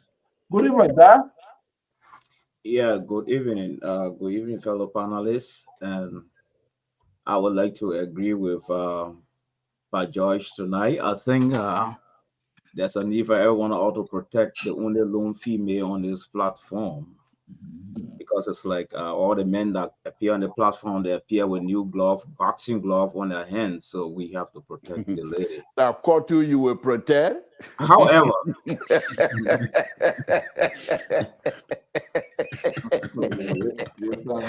You're asking for trouble, but I'm watching. This is Women Month, so yes, I just wanted nice to to. her. Come on, liberal. What a I problem. just wanted to throw a Okay. little light on the issue of the budget. As usual, we the independent will try to look at substance. Yes. Jesus. Yes. The budget issue, if Joseph Boakai, His Excellency, had not passed a budget, it was going to be another whole ballot on this platform. So the issue of the budget, I don't think it should be the issue of competition right now. It should be the issue of substance. What is in this budget that's supposed to sustain the growth and development of the various sector of the Liberian government? And there are two important things, because the ambassador, I sorry to say, it's like he stay in campaign mood. But the fact of the matter here is that political election is not the same as political governance. And the two don't see daylight. There's a time when the campaign will have to come to an end, and there's a time governance begins. So whosoever made a budget, whether His Excellency outgoing president, we are fine. Government is continuity. I think Joseph Barker was able to use, and his government official were able to use some lenses to go into this budget and see what is there for the Liberian people, then what is there for themselves. So I think the budget is in the right trajectory. But I'm looking at the substance of the budget, and there are two important things I spotted in this budget. One, 41.3 million spending bill is being allotted for government salary. That's good news. We don't want people getting on the street to demonstrate. Even though I'm not part of the rescue team, but equally I'm concerned about the vulnerable population in Liberia. Three, the debt servicing. Ambassador, you agree with me. Your government left behind a whole bunch of debt. It has become what I call an automatic burden on the rescue team right now. So they have set aside 5.7 million, which is 14%, to subsidize that debt. And that's a very good news, because if nothing is done, the World Bank coming in to give you money is going to be a problem. So I think the budget is in the right trajectory and things are happening, and I love that. But here is the sticky question. We all been saying that education is the key to growth and success. And many times, apart from our budgetary allocation for education in Liberia, our external partner put in a lot of money for education. And now the minister is crying that there is not enough money in the budget for education. But again, I want to hold the education minister legs to the fire. I think one of the good news here of bringing these people on board, especially those of us in the diaspora, were fortunate to be appointed in this government, have to do things differently. We need to use our offices, our leverage back home, to connect our various offices to subsidize some of the burden of our various ministry. And so I expect the minister to stop crying. She's from Dallaway. I know her very well. She have a very competitive credential. She have to use her office, tie it to the University of Dallaway to help her with training, to help her with some educational material, to help us move the education ministry forward. So I don't expect people to just go sit down there with title on their shoulders. We pass that level. So everyone that is appointed, there's a challenge now. You use your office and use your leverage and your connection to move the various offices you've been appointed to take forward. So we no more it can be more, Ambassador. That budget there is the Liberian people budget. It's no more Joawea budget. It's no more Ambassador Bwaka budget. It's the Liberian people budget, and I want to focus on the substance of the budget. Okay. So as you can see, that we're in a crowded house today, so we're going to keep it concise, strictly to the point. But this is how an independent speaks. When an independent person speaks, he addresses the issue, not somebody comes to praise somebody and then later on you say you put in another bus. Okay, let's go to Emma Joyce. Good evening, welcome. And I'm going to bring in Ambassador Don before we can change topic. We hope to put a number out here as well. It's now 23. Emma George. Yes, sir. All things considered, too much is going on here. What are you considering? The beautiful moment in time now is the budget. Our needed budget. So that's the most beautiful woman now in town. The budget. That's her name. Yeah, so I'll break it down. Because I like how you, even though I don't agree with you on a lot of things, but I like how you can simplify and break things down to the lowest. Not a liberal who just come and throw his red meat and get. No. Why people who ordinary people who don't know what is budget? Why should we be concerned with budget? Well, the budget is the one the government used to spend money for development and what have you in the country. So that's the you consider the nerve of the government, the budget. Because when the budget comes out, it tells you the direction in which the country will be going. So everybody concerned, getting paid, services, is all depends on the budget. So look, people know me.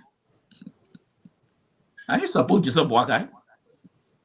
But I said, hey, he's the president, so we got to hold him to his words. And just last night, I was saying about the legislatures and executive office money they're using. And I've seen some cut in the budget this year. Is it enough? No. But I think this is a start off because those guys are making for nothing money. They're not doing anything. That's too much money they're making. They legislatures. And I expect next year, I think there should be more cut to activities in that building because the Liberian people deserve better.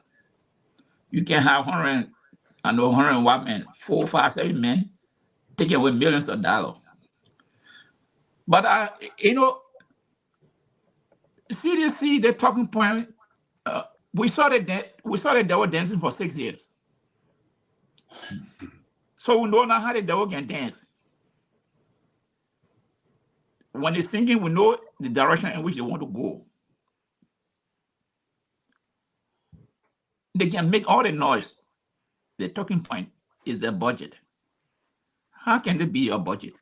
I mean, Sidishan, are you not ashamed of yourself to say this is our budget?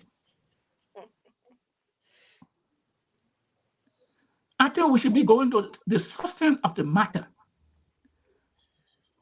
Is the budget perfect? No. But let Sidishan justify $4 million in George Weah office.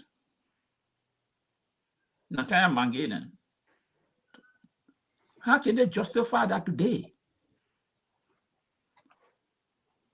Honorable Barker cut his budget 50%. The vice president, the speaker, the deputy speaker, President Pro Tem, they're all being slashed. And they have the nerve to say it's their budget. So go back 692. What you people had there? Well, now 625. So how can that be your budget? I think we should hold the Unity Party for what they promised the Liberians to deliver. But I don't think that should be an argument for CDC to bring around the water table. You go and prepare yourself for 2029 and see what the Unity Party will do. Then we'll hold them responsible. So, so I just want to say it's a baby step that the unit that Honorable Baka is taking, and some are watching to see how far the devil will dance. Okay. So that's why I sing tonight, and All right. sedition in place. Okay, you get a book time, your higher opportunity, you abuse it.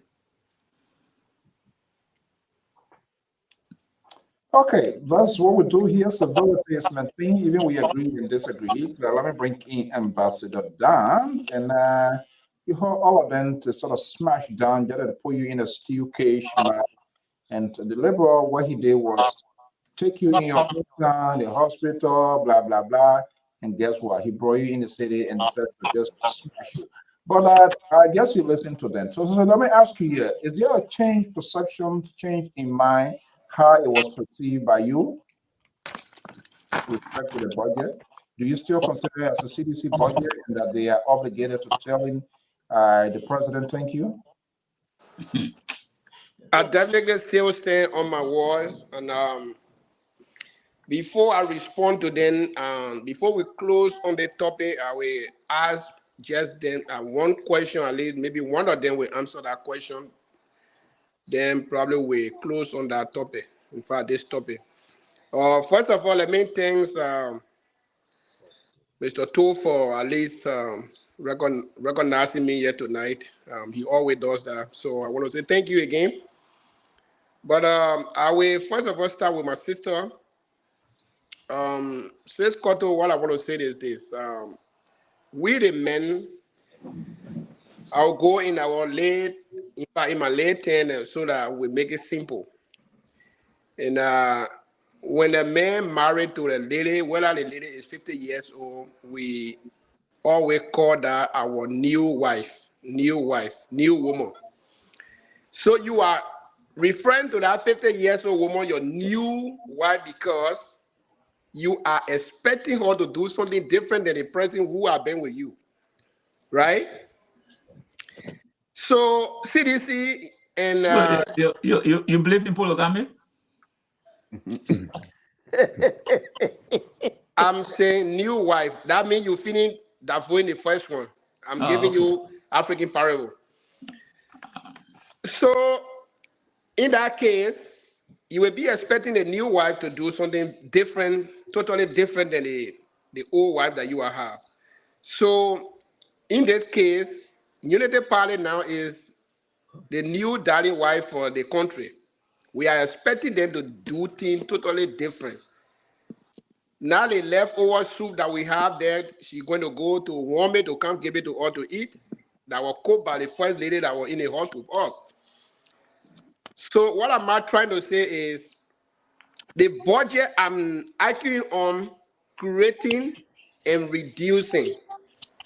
If you are new to the job, what will you do? You have to create something that will be totally new, that people are not saying because you just come into the job.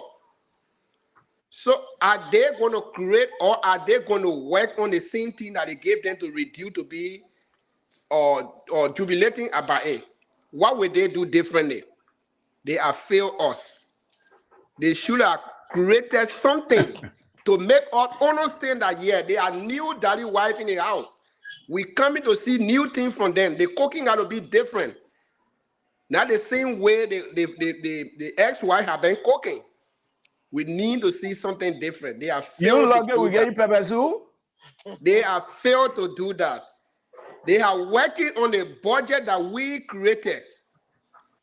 Did I say we edited? I said we created. They are working on it, coming to take glory, to make it look like they have done something good. It is a failure. It is a failure. Before I end on this topic, my question that I'm going to be putting to all of them is that maybe one person will just try to answer that question. The reducing budget that you are doing today that you dancing with, are we expecting to see the budget increase in the future or are we expecting to see that reduce consistently? Well, look, budget is a projection. Reducing, increasing is depending on your revenue generation. What you strategize, how to create more revenue.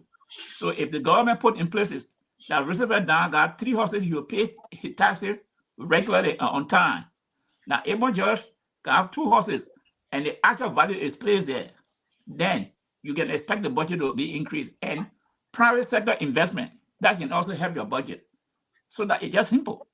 Okay, But so I don't know then, what cities. I no, don't know thank what you, cities you thank did you, to thank increase you. the You budget. don't go that far.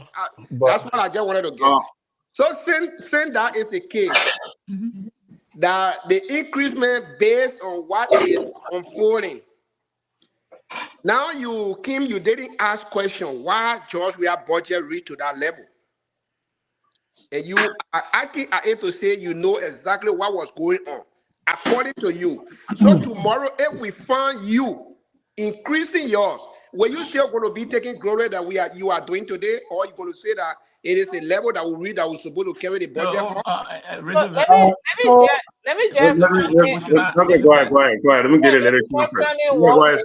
Wait there first. Let me Go ahead. just come in, Mr. Dan. The thing about projection is based on what your income is. To put it in a layman term, your salary that you make every month is from your salary that annually you setting on your budget monthly. If in the time you are going with a salary this year and your salary your increase, and if there's an increase in your salary, what do? You adjust according to the increment in your salary. This is how government runs.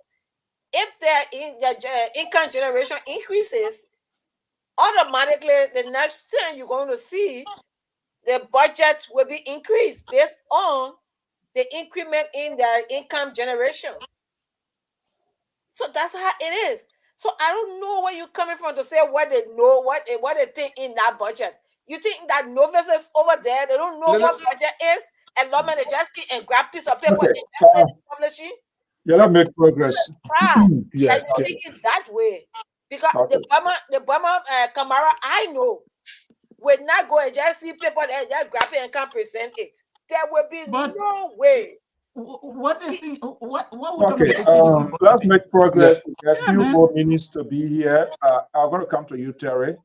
Uh, Hold on 1 second. Let me just work. that Petra, are you that there? technical question they are dodging the Mr. Two. I'm I ready. want to I'm make it ready, clear, Mr. please. So. Yeah, we're not going to. Maybe there are No, other few things. what we're doing here is part of the discussion. We are not doing anything different tonight. I think what we are doing here is part of the discussion. You cannot Yeah. just close it up like that. And what I want to say is this. No, hold on 1 second. This other man, he has not spoken, so I just want to recognize him. He just got in, and then I think Terry want to say something. Kenta, good evening. So you've been following the program, correct? Yeah, I've been following the program, and Do you agree with Ambassador Dunn?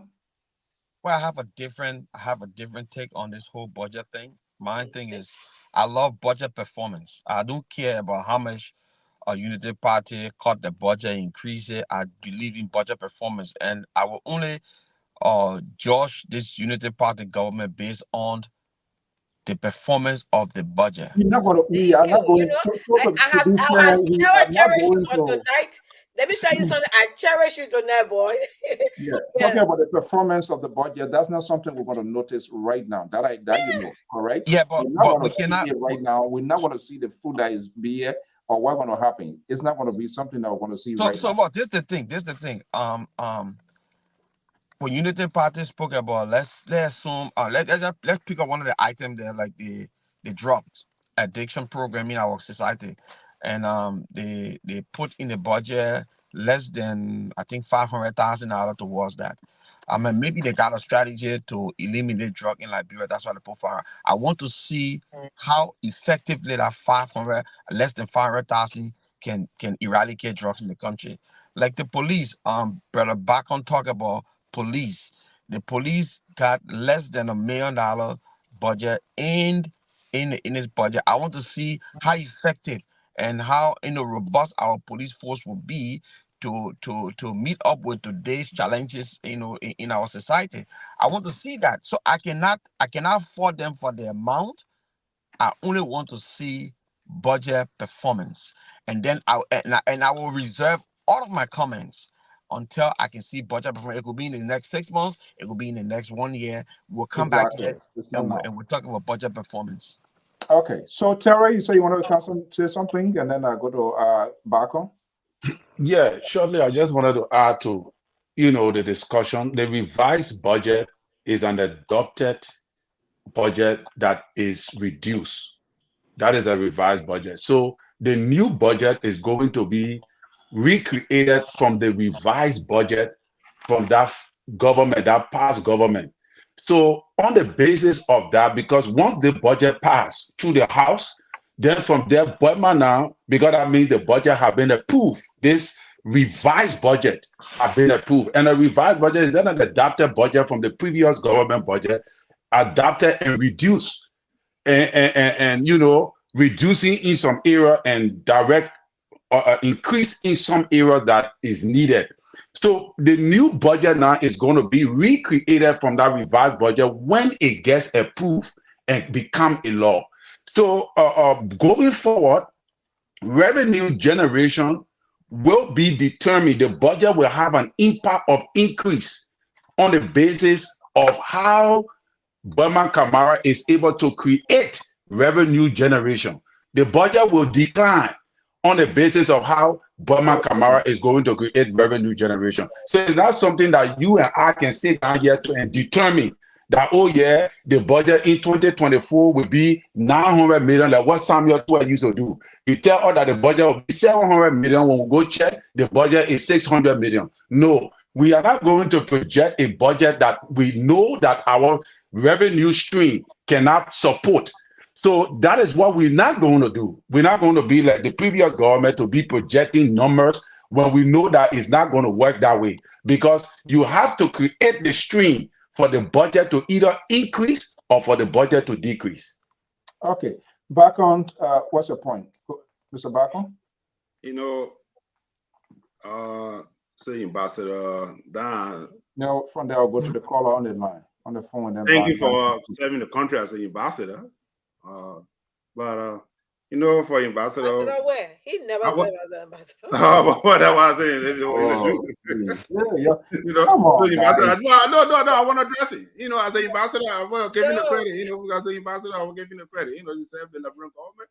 Wherever he served as an ambassador, that's good. Good way. They're so waiting to be ambassador. Good way ambassador and all these things. Or ambassador at large, that's fine. But ambassador, with all due respect, the real FTR. Oh Lord. This is via FTR for you to come here and tell us modification, modify. You come here. Look, let me make it clear. Sedition. We got one government, one government at a time. Worker Administration Unity Party is the government in power right now. The difference here is you asked about difference in the government. Like one of our brother alluded to, he had reduced the president office, the vice president, the speaker. That is a big difference in the budget. Even like my brother said, it's just an adapted budget. They have not gone through the upper house and the lower house yet. So for you to come here and say, oh, we pressurize. No, there's no pressurizing in the budget to say, oh, we pressurize. No, we want to go to academic. All right. If there's any pressurizing there, there's nothing in there to say, yeah, we pressurize anything in the government. Oh, this is our budget. CDC is no longer in power. Try to form a formula to run for 2029, rather for you to come here and say our budget. CDC in power again. How many government do we have in Liberia at a time? What our constitution says, there's one president, one vice president, one speaker, one senate. That's what you got to take into consideration. So, Ambassador, please, thank you for the service to the Liberian people. But this is pure PTR for you to come here this evening and tell us, say, oh, we'll modify or we'll pressurize. No, we'll do modification. Mr. So, can you give us... Mr. So, can I give this information real quick? Can I give this information real quick? Mr. So, can you give us more time only 2 people that represent represent whatever. But You got about 1, 2, 3, 4, 5, 6, 7 people No, that no, no, represent. no, no, no. Thank you Hold for on. That's how we raising run that it point, here, my not brother because. Keeper, Uh, because it's Hold on. There's a caller on the line. Let me go to the phone line there. I come to you, Terry. okay. And anyway, but I mean, you know that the budgeting going to take, which of course is important. I'm just listening. Your caller on the line. What's your name and where you calling from? My name is Victor, and I'm calling you from Dallas, Texas. Okay. So, good evening to the panelists and the listeners as well. It's a good thing to be on the show tonight, discussing the issue that matters for Liberia. So, I just wanted to make my input on the discussion for tonight.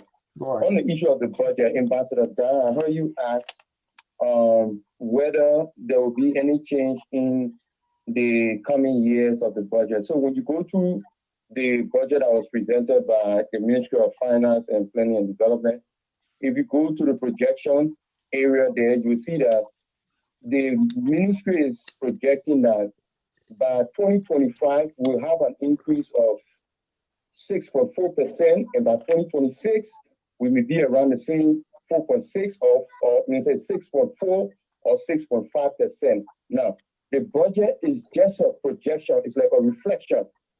So for CDC to claim that the other party is using their budget is kind of laughable, because you must understand that the government projects based on what they expect. Now, this government just took over, they haven't even gone 90 days. So they don't know what our revenue stream is and what is expected. So they are only projecting based on what they net. So after the next 6 months, when the Ministry of Finance and the LRA work together and see what our revenue stream is, but then the next year budget, we will now look at where our budget will increase from, whether it's through domestic tax revenue or whether it's through funding. But one good thing I would say is that, Mr. Mario alluded to that, is that in this budget, the government of President Bata is doing loan financing, which is services the debt that CDC took almost $1 billion, which is a very good thing, because if we don't service our loan, obviously the IMF, the African Development Bank, and other partners will not want to, give us money. Exactly. So that was a very good thing that the government also do to service our loans. So this is just a projection, brother. Hopefully we see, we'll look at what the revenue stream is in the next couple of months. And then like Mr. Keta said, which his government didn't do in the past 6 years, is budget performance report. We hope that the Minister of Finance and the Senate can hold the Minister of Finance responsible to do a quarterly budget performance report that will give us an insight of what the budget will look like in the coming years. So thank you very much. Thank you, Victor, always. I'll take my listening part. Thank you so much. Okay, that's what we'll do here. Mr. So, can I just get 30 seconds? 30 seconds must be USA 30 seconds. I like 30 seconds. 30 seconds.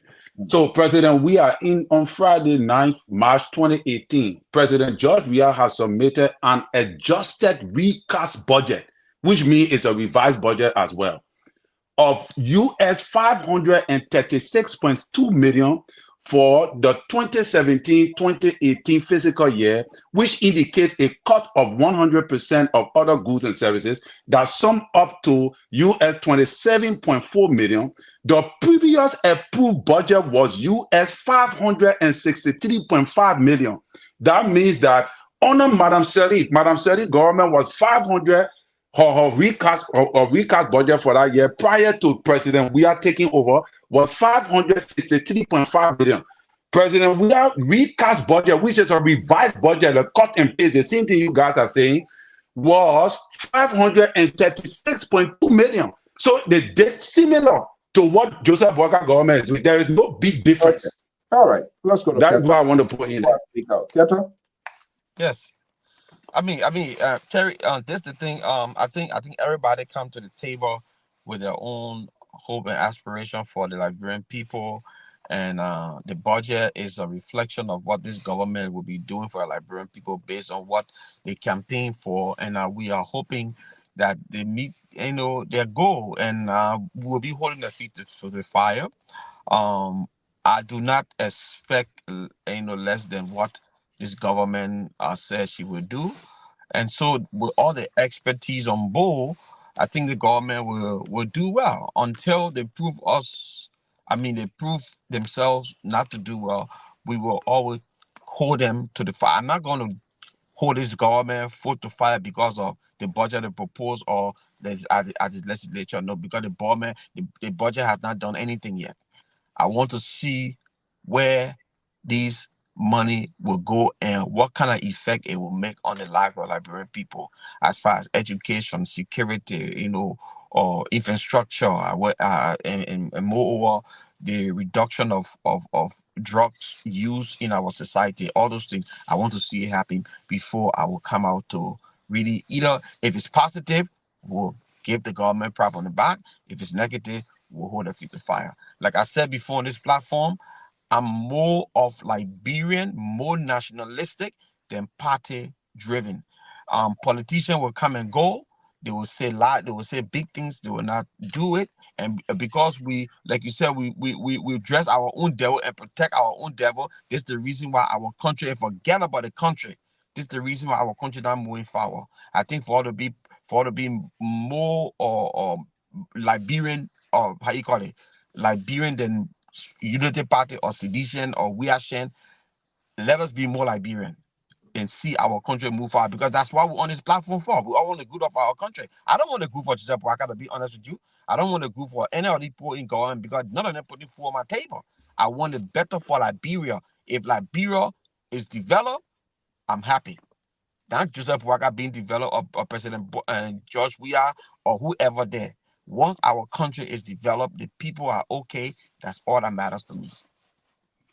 Okay, what a fascinating conversation. And this is the traditions of the network. We accommodate all voices, no matter whether we agree or disagree, but for us to come together to have these national conversations to know the direction. And look, I am not a guy with big spending in government. I believe government should downsize, they should condense some ministry. So from what I see with this whole recast and this projection here by this government, so President Boyka and the Unity Party right now, what they are telling people, okay, if you need more, I'm not going to go. The president is simply, literally is telling us, I'm not going to take money from somewhere to come go be paying people. And that's not how government works. That was the problem that came about with the CDC. What they did when it came from Helen Johnson Sirleaf, they increased the size of government because they wanted to accommodate people and start paying. So if you look at this court here, look at Ministry of Presidential Affairs. For God's sake, operating 20 some more $1 million. But the one that tell is rich. For what reason? What were they doing? And you have other important strategic, I'm not saying they're not important, more or less it's under the executive. But for to have this sort of kind of money that it was spending. And guess what now? It come down to 9. Look at even the House and other agencies of government. So this is like, I will work with what I have. And we want to see, and like I said, it's too early now to make for us to see the performance of this budget. It's too far. We are too far from that. How they're going to implement, how they're going to apportion it properly, and the result coming in will tell us exactly. Now, so what they are doing, they are starting on the low pace, and then maybe gradually, when they see the growth, they identify where the resources coming from, where government will really going to generate money. Then they escalate. Then they go on the higher scale. And that's how it's supposed to be. You don't want to go up and then you plunge into the sea. You start low. When you go up, you can see that it's bare outflow. So we're waiting to see. Let's see how it happens.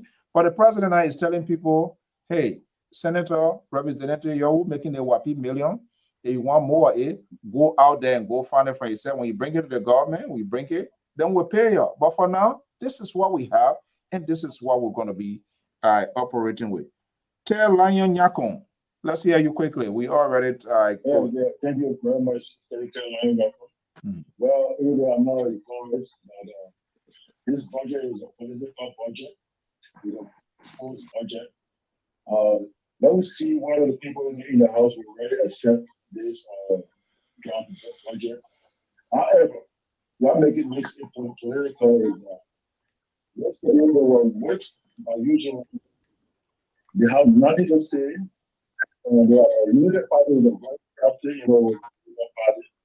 They came up with this draft budget to take the people down from their brutal work they done yesterday. However, The what? What you say? they were brutalized yesterday by using them. Oh, come on. Yeah. The cuts, let me see how best this budget will perform as one of the panelists said, I concur with that. Let me see how best they will really perform, but the cuts from the drug cuts is not reflected to most other areas like healthcare, education, other areas. We look at the fighting drugs, all these places. If they can replace this money to those areas, don't see here they're really doing well. I will say they are performing with the CDC, but they only came up with this budget, at this time around politically to take the people money for certain things. Thank you so much. Yes. Okay. So I don't know when you say political. What? The people occupy political offices. So what do you think they're going to do? You're talking about Eugene Nangbe? Yes. I talked to somebody from the Martians, and this is where this whole thing is. And that was a calculative and strategic decision on the part of people going to sit down.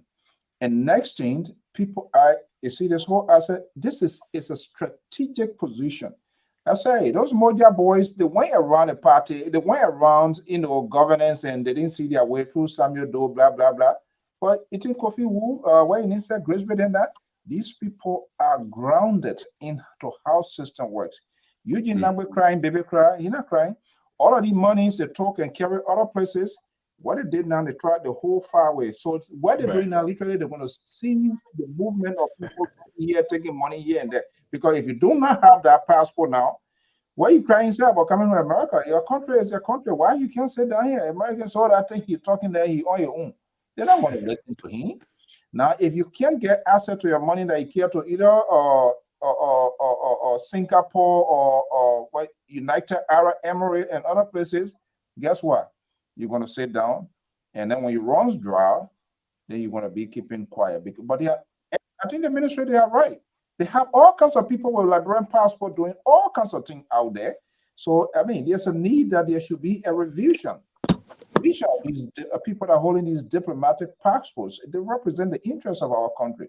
We can't just have all kinds of people carrying Liberian diplomatic passport and they involve in people don't want to doing BM, they're doing all sort of crazy thing out there, and those reflections come.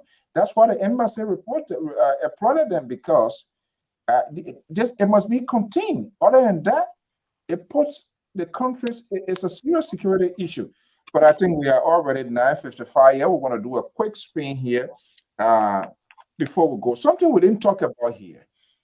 I'm wondering here, I'm still trying to go behind. Moluba resigned from CDC and he jumped into advocacy. Is there another sort of left wing being created? We don't know yet. We're not paying attention. What is it all about? How this whole thing came about? Does he have the moral rectitude to do what he's doing now, to be an advocate of sorts? Of course, anybody can be a change agent, but I'm wondering the creations of this whole thing here. Let me go to my good friend in the building here, because all of you here, you're so Boasians, we are Shans, and all of that. We are the independentians. So let me go to Mali Jones. Jones. Yeah. I know it's better late than never. I believe you have been saying here, Molu returns to the mainstream advocacy. More about Molu. What is the strategy behind it? Is there some sort of unknown thing that we don't know sometime at a later time that it will bust as to why Molu is doing this? Well, I hope Moluba Molu is not setting up what I will classify as a monkey wrench. Monkey wrench is another type of invincible trap that we think he has broken away from the political philosophy of the CDC. Right.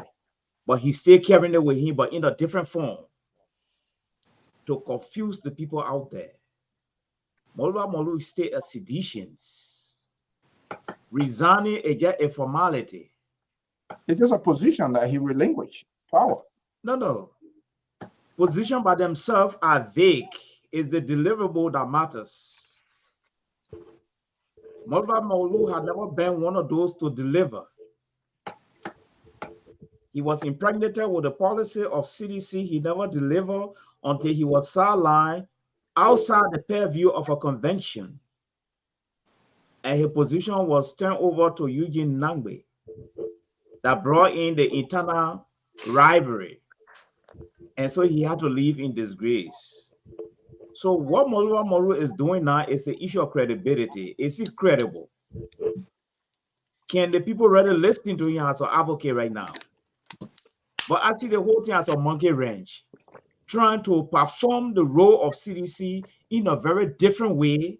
At the end of the day, by the close of 2029, the whole house come back together again.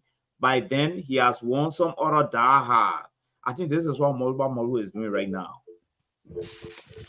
Mr. Okay. So So I'm in about to go. Okay, Mr. Soul, I'm about to go. Can I just to get my closing before I go?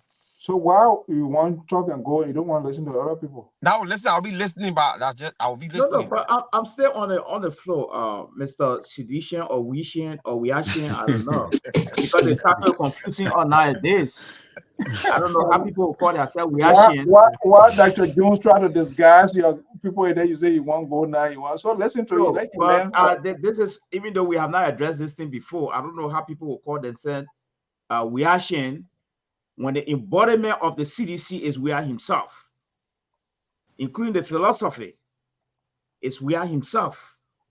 He owns this party. So if you believe in him and you won't draw a clear dichotomy that you for him as an object and not paying attention to the policy, a philosophy, it confuses me, Yes.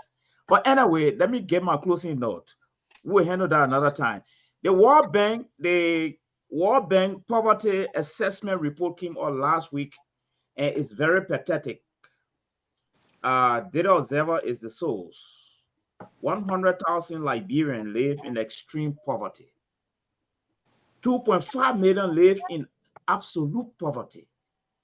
6 out of 10 Liberians live in poverty in Liberia. So the challenge to the rescue team is this. Are they looking at some of the little tabletop issue? Or they are just up there with a big time issue? Because this is the core of the matter when it comes to election and replacing a government. We came on the platform from time and time again and said, Joe, we are taking the Liberian people in the wrong direction. Is the rescue team using its lenses to look into this report? Because this is the core of the matter right now. And as one of my brothers said on the platform, money allotted to the police in the budget does not even commensurate with the kind of crisis the police face in that country. Money allotted to the drugs, to putting the drugs under control or fighting it, it does not even commensurate. You see? So most of all are happy that court is from here. Yes, court is from here, Where is it going? I'm not happy about court coming in from whatsoever department. Is it being focused into, is it being placed into some other area to amend things, to put it under control? That is my concern. Because the money allocated for the places, trust me, it almost like we're going to business as usual again. Okay. Because we're going to listen to the announcement of court, but we don't know whether the court are going to amend the police task force and operation or the drug task force and operation. But we are all happy that there's a cut, you see. And when the places are under budgeted, it affects the performance of the department. And those are critical areas. So this is the report I just came up from the World Bank Poverty Assessment Report, and it's very pathetic. I hope we'll Okay, go so through it another time. Yes.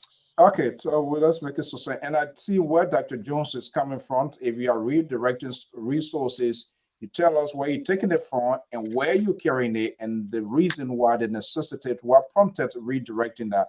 We don't want to have like our guy did 25%, and we don't know where that 25% whatever went, but that's a different ballgame. Now you want to go run. Are you going for a meeting? What? See, we actually Yeah, have a I'm meeting. I'm going to start my little go on my farm now, and so I would just want to address what Mr.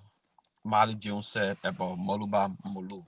Prior to Moluba Molu coming to politics, he was an advocate, and the last time I checked, almost every opposition when President Weah was in office, they became an activist, and it's common in our society. Once a politician, once you leave the political scene, you become an advocate. And so I don't think it's a question of whether he's still with CDC, whether he had pivoted to something else. He's just doing what he's supposed, what he think is best for him. He resigned his, he resigned his, he Chairmanship. resigned his, he resigned his, he Chairmanship. resigned his position, but he didn't resign from the party. And he's still with the party, but he got a different role in our society as an advocate for war and economic crimes code. He said he's not targeting no specific political party, no CDC, no Unity Party, no any other party, but he's attacking systematic issues that has strangulated our society for so long. So But I mean, did he ever spoke for that when he was still there, chairman of the party? he was not an advocate at that time. He But he was was in the party. Why Mr. he coming up George, for those Mr. ideas? George, undercover Unity Party, I asked you. undercover No, don't go Unity there. Party, man. Don't even start here because you Mr. John, you let you make a closing you know statement. what We're I'm going to saying? wrap up. You know what I'm saying?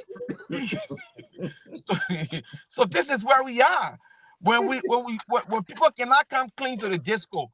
1 minute you were a -1%, then you jumping behind Joseph Boaka and you acting like I'm not behind Joseph Boaka, we Kete. know you Go have been. ahead, catch up. So yeah. So anyway, yeah. So anyway, this is where we are, And my last thing here is, look, Mr. Jones is right. And I think, I don't know whether he didn't see the budget, but it has already been allocated those area, like the police undercover. I mean, they drop below 1 million. The drugs is like 300. I think like below 500,000. You understand? So I don't think I don't and then he gave NSA over 10 million and stuff like that. So I think they gotta like I know Terry was saying that maybe they're gonna go back and readjust and make things better over there, but they gotta do something better. Thank you guys. This show is very good. And I say hi to my sister. I ain't get to talk to her for a long time. I have to leave you guys. Did you call her? Thank you. Okay, so who wants to go next? Yeah, let me go. Let me go. I want to go now. Okay. So, Mario, why you laughing? Okay. I'm listening. I'm listening in the background when it comes to the budget allotment.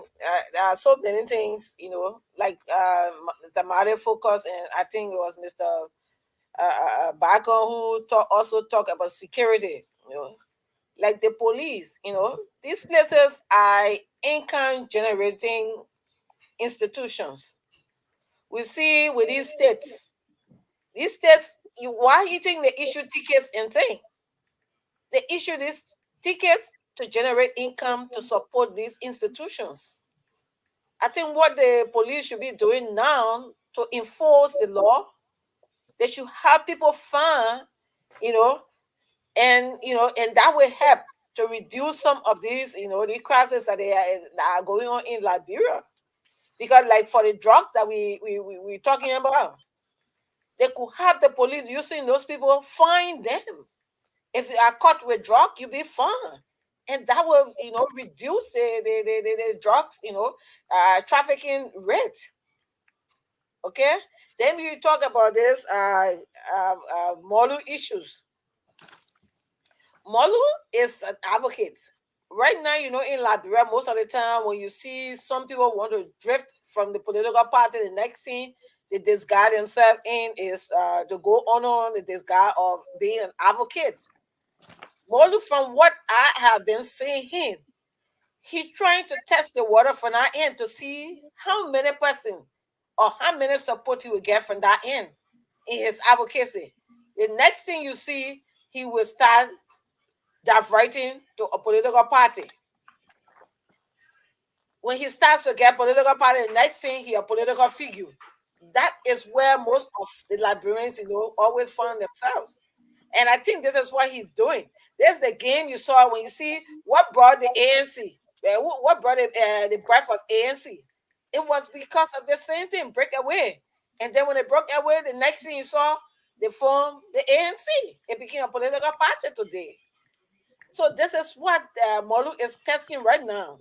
He wants to test his strength as an advocate. From there, the next thing you find in a political party.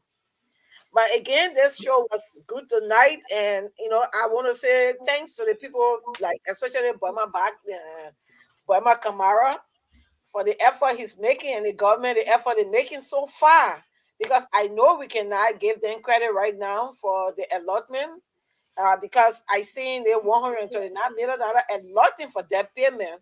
I think it's a big boost, because if you don't pay your debt, we saw how Liberia now was kind of like what will happen is we are going to even ban on crediting, because if your credit rate is very bad, you're not going to have the opportunity to credit.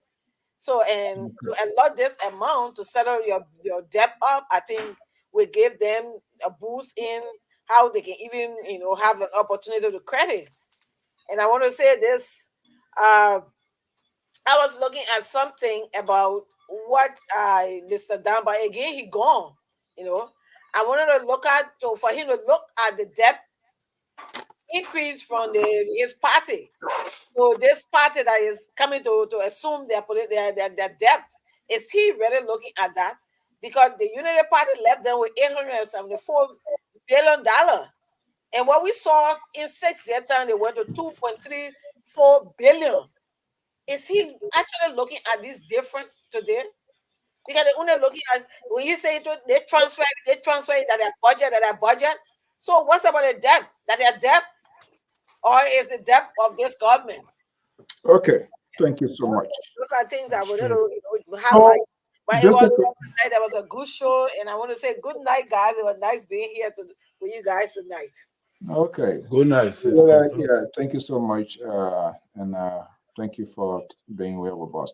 Okay, quickly here, Tara, is that Tara or Bacon? Who wants to go in? Well, the little man can go in, and the Let me papa go can and come later. let me see that. Yeah. Look, Mr. So let me say this. I will push back on Madam Cotto a little bit. I know she's listening. The police is not an institution to generate revenue for government. The police is there to combat crime, to enforce laws. Ticket money cannot do anything. Even if they are issuing ticket, it cannot do anything for operational police. Okay? So what your government did, I think maybe the people in the capital must do some soul searching to see the budget of the drug enforcement and the police bill increase. Right. Because that's the lifeline of the country, law enforcement. You cannot realize that they will generate revenue, no. They're not immigration people to sell visa. Okay? Problem. People immigration to be selling visa, getting visa fee and business fee, no. They are there to enforce the law. So ticket, again, little aspect. How many? Yes, I guess when people violate laws, they are penalized for it. Yes.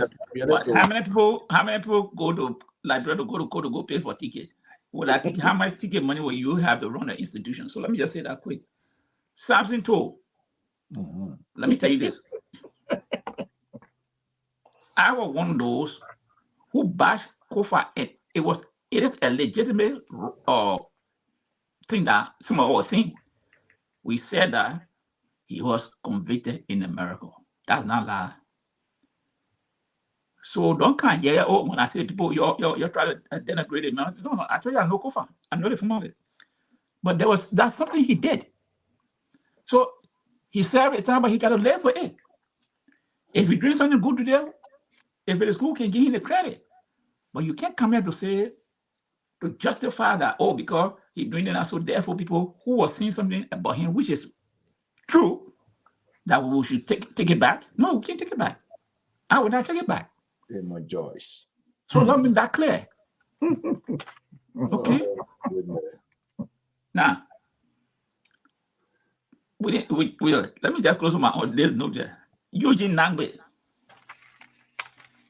Let me tell Captain that you call Eugene Nangbe and tell him, because I went and listened to his interview. No, it's crazy. Talking about he would not give his passport. They were taking to court because Joseph Walker had not signed the memorandum, whatever men they were giving, were not signed by Joseph Walker. Because the passport he got coming out, just we are signed, not released. So therefore, said Joseph Walker had not signed on it, he will not turn it in. But I want to test suggestions. And I want to tell former President Weah, just send your passport to the foreign ministry, let it update it for the 2 years.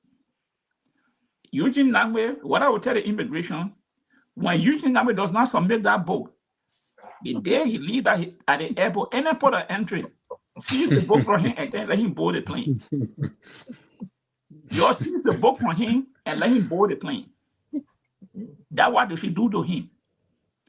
These guys think that the mafia government they are running and the people keeping them out of power. They think that they still have that power, that they don't want to respect the rule of law. If you issue passport, you're extended for 6 years. If the next president can revoke that order, all you have to do is to comply. But you cannot be there to try to incite people that I will not do this, and let me see who will take my book from me.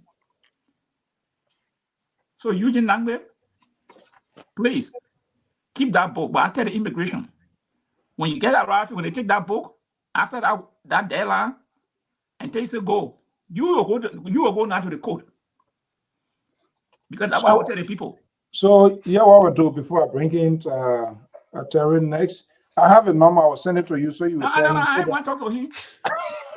The person number you should give me is an immigration commissioner of immigration. That is the number I want. Oh, okay.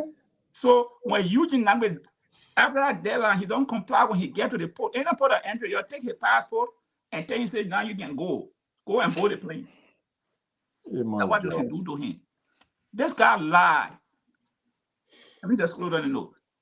He said that he believed in his words that there was a assassination, a plot. Those were Eugene Nangbe's words, that he believed there was an assassination plot. When then he contradicted, he said that the pilot said no, it was a procedural error. Now you say you're not a pilot, but the pilot is saying this is what happened, and you now see no, this was a plot to assassinate us. Okay, let's leave Let me it just there. leave it there. Thank you so much. Terry, Yeah. We already Thank you, Mr. So, and thank you to the panel for the discussion for the topic on the discussion. And my closing will be, I think the CDC political party need to take a chill pill. They need to go back to status quo ante and rebrand the party. Otherwise, CDC will not go anywhere. Why? Because the cause for the Liberian people is still fresh. And every day, the government is unraveling new editions of the CDC government. So if I were them, all that Tabata, Jefferson, Koji talking, you're not forced to talk right now. You're not in a position to talk because the damages you guys have caused is fresh. And every single day, they are unraveling new discoveries. So if I were you, I will go back into anti-co starter. That one, Moluba Molu is a smart man. That's why he resigned. Because he knows what's coming. Because every day for the next 1 year, we'll be seeing new development. So anything CDC says right now, when I hold water, I listen to Akaris Gray talking blah, blah, blah. Bro, take a chill pill. You went and had a nice time, 200 G in France.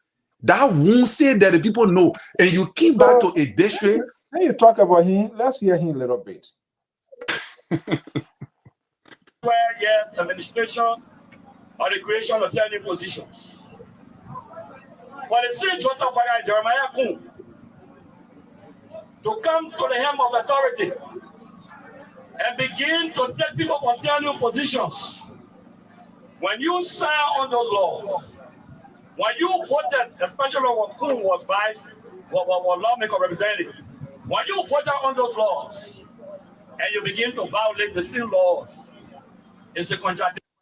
So you see, what the government is doing, these are people that want to contain because they get money all sort of places.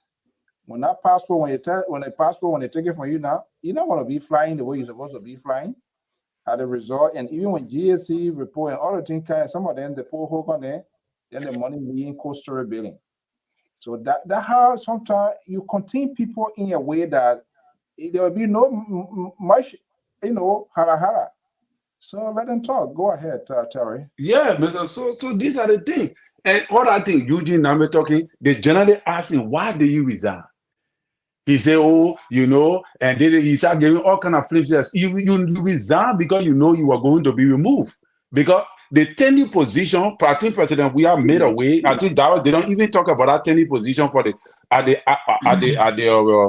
maritime. That president, we are terminated the tenure position. That was Eugene Nambe resign. Because he know that there will be no job there for him.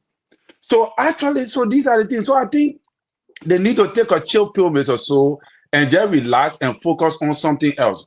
And also, President Walker withdrew the audit at the NSA, and I think that was a wise position because I don't think that the NSA can be audited according to the law. I think they audit themselves. And it's a security apparatus. I don't think he needed to force it. Lastly, I said this, that for President Walker's leadership to thrive successfully in Liberia right now, I will give you this advice, and I know some people will not like to hear it. Treat President Weah as a colleague and not an opposition. If you want your government to sail perfectly, if you're listening to me, President Walker, treat President Weah can give you information. President Weah is now a state asset. There are things he knows security-wise. I think there's a security person, Mr. Bacon, can attest to it. There are some things President Weah know. He's an asset. Treat him as a colleague. Sometimes visit him. All right? Treat him as a colleague. Give him what he wants. You don't have to give him 38 security people, but at least give him a concise. Where are you coming from, Terry? Yeah, I'm coming now. Give me, Pajo, I know you are not like this, but I'm speaking from Terry perspective. President Weah needs to be protected. Madam Shirley needs to be protected. And if you want to thrive, you want a peaceful government, and you want for most of your investigation to be successful, treat President Weah as a colleague and not an opposition. This is my third time saying that, and maybe you're not hear me saying it again. Okay. And I strongly oppose most of that view. Keep the Terry doctrine, and maybe there's a serious problem with that doctrine. Yeah. So back on. Let's hear you quickly. Yes, sir. I wanted to address our former ambassador, but he left. Can you guys leave the ambassador, please, tonight? Oh no, because don't go by Mr. Bacon. He listening. Okay, look. Most people who come as a sedition, they don't know the genesis of CDC.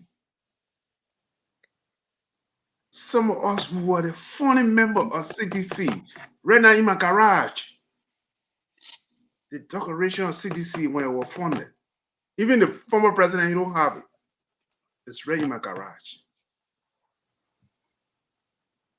There's someone who left CDC because we forecast these things that are going to happen. But what drove you there first? Well, that's a good question. Because at that time, you really talking Oh, when the you man no, choice. that's a good question. That's a good question. That's a good question. I will No, answer it. we're not get an answer to that. We'll find an answer. All need to research their answer there. Oh, God. That's a good question. Come on, Joyce, you come here. What drove you there for? The same thing that carried you to ANC. Thank you. I can give you a genesis why ANC was funded because I was there when ANC was funded, and people asked me to join ANC, and I refused. Okay, I was chairman for CDC for 13 good years. I left CDC 2000. You didn't answer that question. Yeah. You nag on it. I'm making my case. CEO, I beg to take leave. Yeah. Let me say it quick. Let me say it quick. Just make your closing statement. Okay, let me say it quick. The question you asked about. Don't answer that my question. No. I'm not addressing George now. The question you asked about Molu. Okay, so you want to I'll go on the former chairman.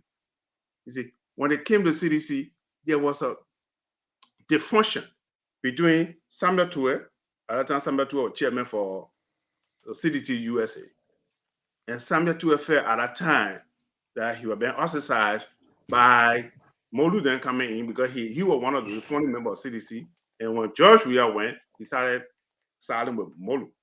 If you can recall, Samuel Tue came in last minute, 2016, when George Weah won the election. He came in very late, even the Eugene Namwe. Eugene Namwe was the Secretary General. Secretary General. Akara Gray was the Deputy Speaker. So look, let me say Deputy Speaker, Deputy Secretary General. So someone would know the history. But my closing statement here is, folks, CDC, you are now former administration. You have to learn to accept that you are no longer in power. It's now Unity Party. All right? Okay. When Unity Party left 2016, 2017 to work with you, they never ostracized you. But CDC accept the defeat that you are no longer in power. I just want to make it clear. But we'll address that issue another time because no time. We're talking about on the other side. Yeah, don't mind Amos Joyce. Okay. No, that's all right. I like the question. And I'm not ashamed to say I was one of the founding members of CDC. Oh no, I'm a member of the ANC. I'm not ashamed of that.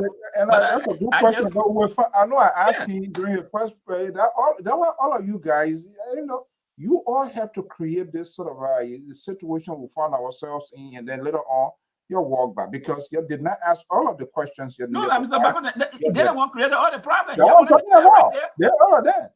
Yeah, they don't want to dress the devil. They don't want to dress the devil, and so do the Liberian people. Keto, you left the show. Keto say you made him leave the show. Then you talk about CDC. He willingly left the show. Then he say, "You want to be a distraction." Mr. So, thank you very much. It's a wonderful show. I just have a few things that I'm frowning on here, but then again, there's nobody get paid here. But I think that we will do ourselves and the audience a favor once we agree to it, to submit ourselves to this platform, unless there's an emergency.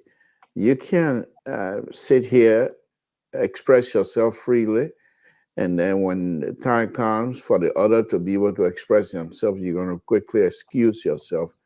I think it is something that we need to take into consideration as we come here to have this type of discussion. Right. But nobody is forced because we're not getting paid. I'm just saying professional courtesy, as because every one of us have our own view, closing and what have you.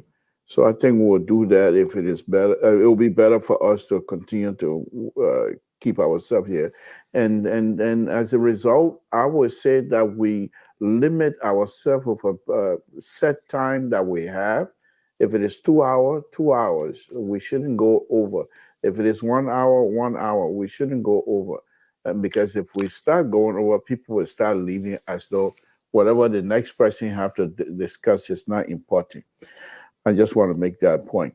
And let me just say something here about Molu, and then I'll close, Mr. So, as you know, I've been quiet all night, and not because I have nothing to say, but I want to make sure other people have the opportunity to express themselves freely as well. You be quiet and you're on down. You want an ambassador like that?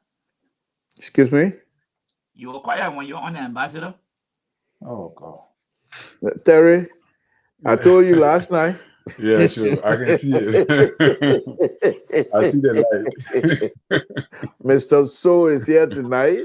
And so I told you, I hope you're not surprised because I predicted this. Okay. But no, let me just say this.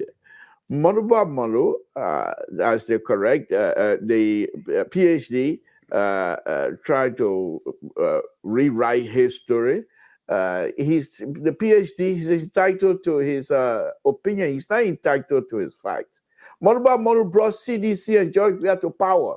Molu told us if President Weah is not elected, I must be crucified. This is the man that put himself on the line for CDC and President Weah to be elected. And then he coming here to tell us that Molu have no standing with the Liberian community. Where was he when Molu called meeting on the sycamore tree? See how many people goes out. When Molu said, let's meet at the stadium. See how many kids turns out. People will turn out without even getting t-shirt. They buy their own t-shirt based on Molu recommendation. And I will be ridiculous here before I close, Mr. So. It is the same Molu who defeated George Weah with that liquor tax statement. That was the downfall of President Weah and CDC. When Molu, who people trust in terms of bringing George Weah and his people to power, for him then to tell people at that very early stage to say this is what the president does. Godfrey, money come in, he wants this and that. Coming from Molu, that was it for me. That was a downfall of President Weah and CDC. That was betrayal. Yeah. You call it that. Molu would say he was doing it because he's an advocate. He would tell you that he did it because he wanted Liberian to have information and he was advocating on behalf of Liberian people. As simple as that. So, Mr. So, thank you for the show.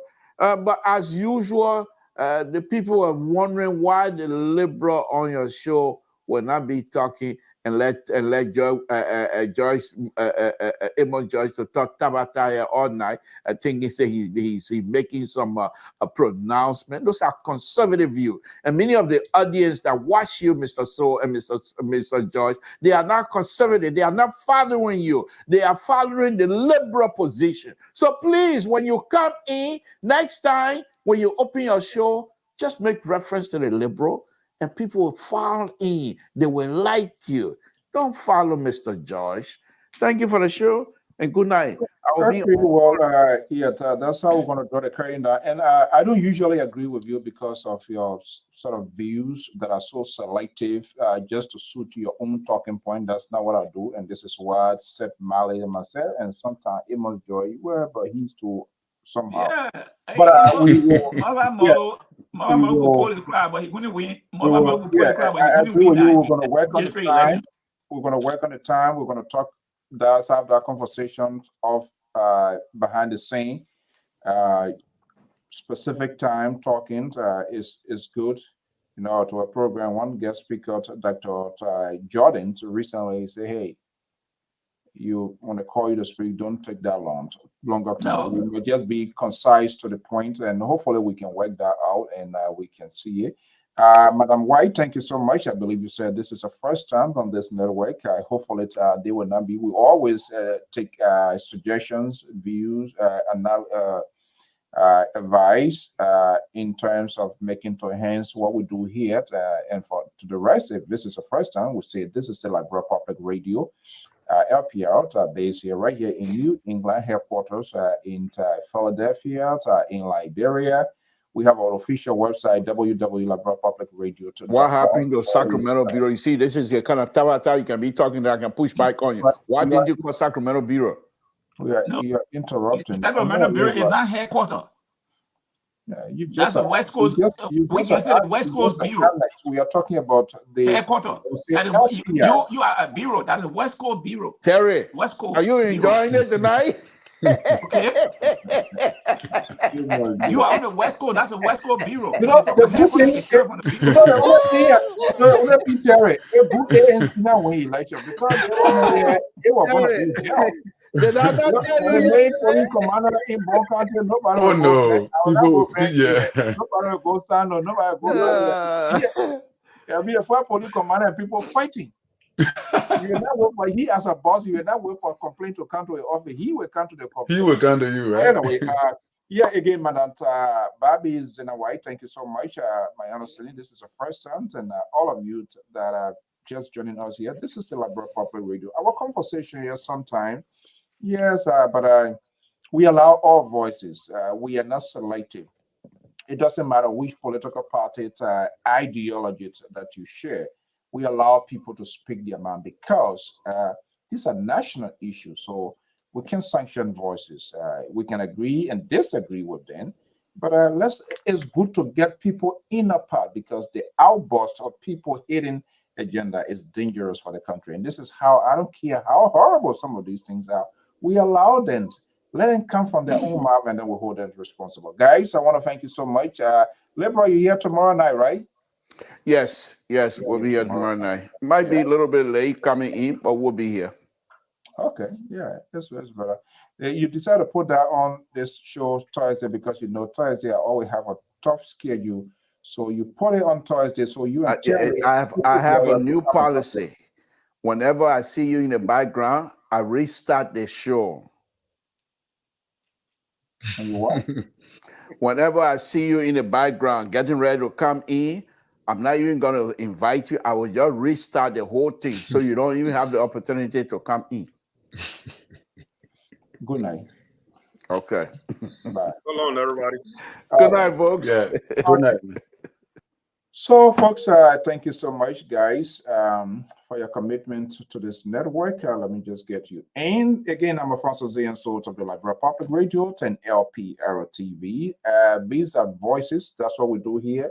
People from different political spheres are always here to have this conversation. We agree and disagree with them. So we hold ourselves accountable as well. And this is why we checkmark our colleagues, and not just only politicians should be held accountable.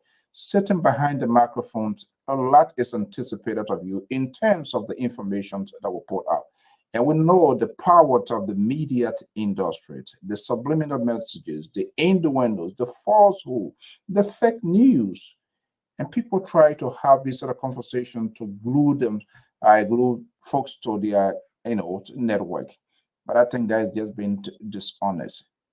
And we all know each and everyone protect his or her own alligator. And that's something we must all challenge because we must take a holistic approach. It's all about Liberia. They all in the past formed themselves with these different political parties. They leave.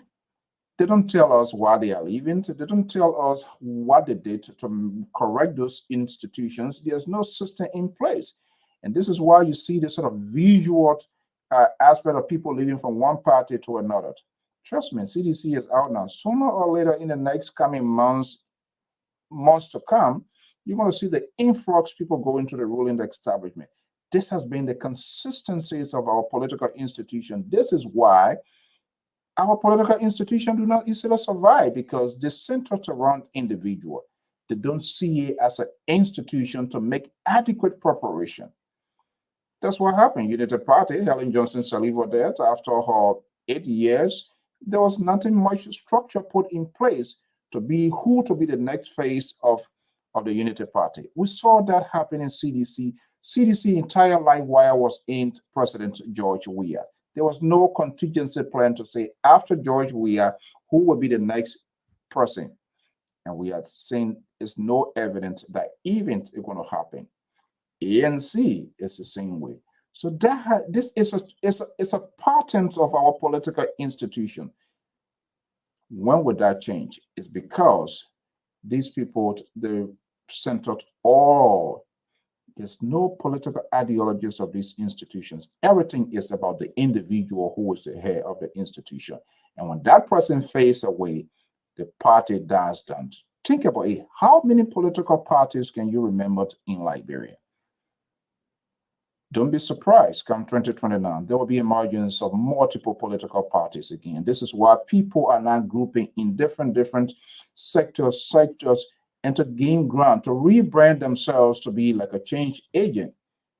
When will the electors themselves be well equipped with and be aware of these people, their behaviors, their attitudes? Well, we will continue to have these conversations. And this is why we are here at Liberia Public Radio. We intend not to leave no one behind, whether they agree or disagree with us, because we are aware. We're not discussing about my home, not about my house.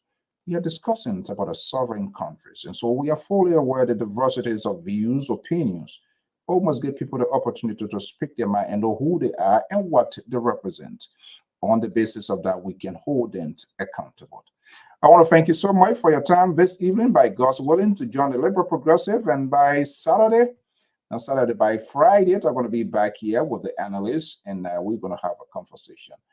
Also, up here, we do a lot of we provide other community services. We do live streaming if you're having your weddings, your anniversary, conventions, any memorable events. Let us know.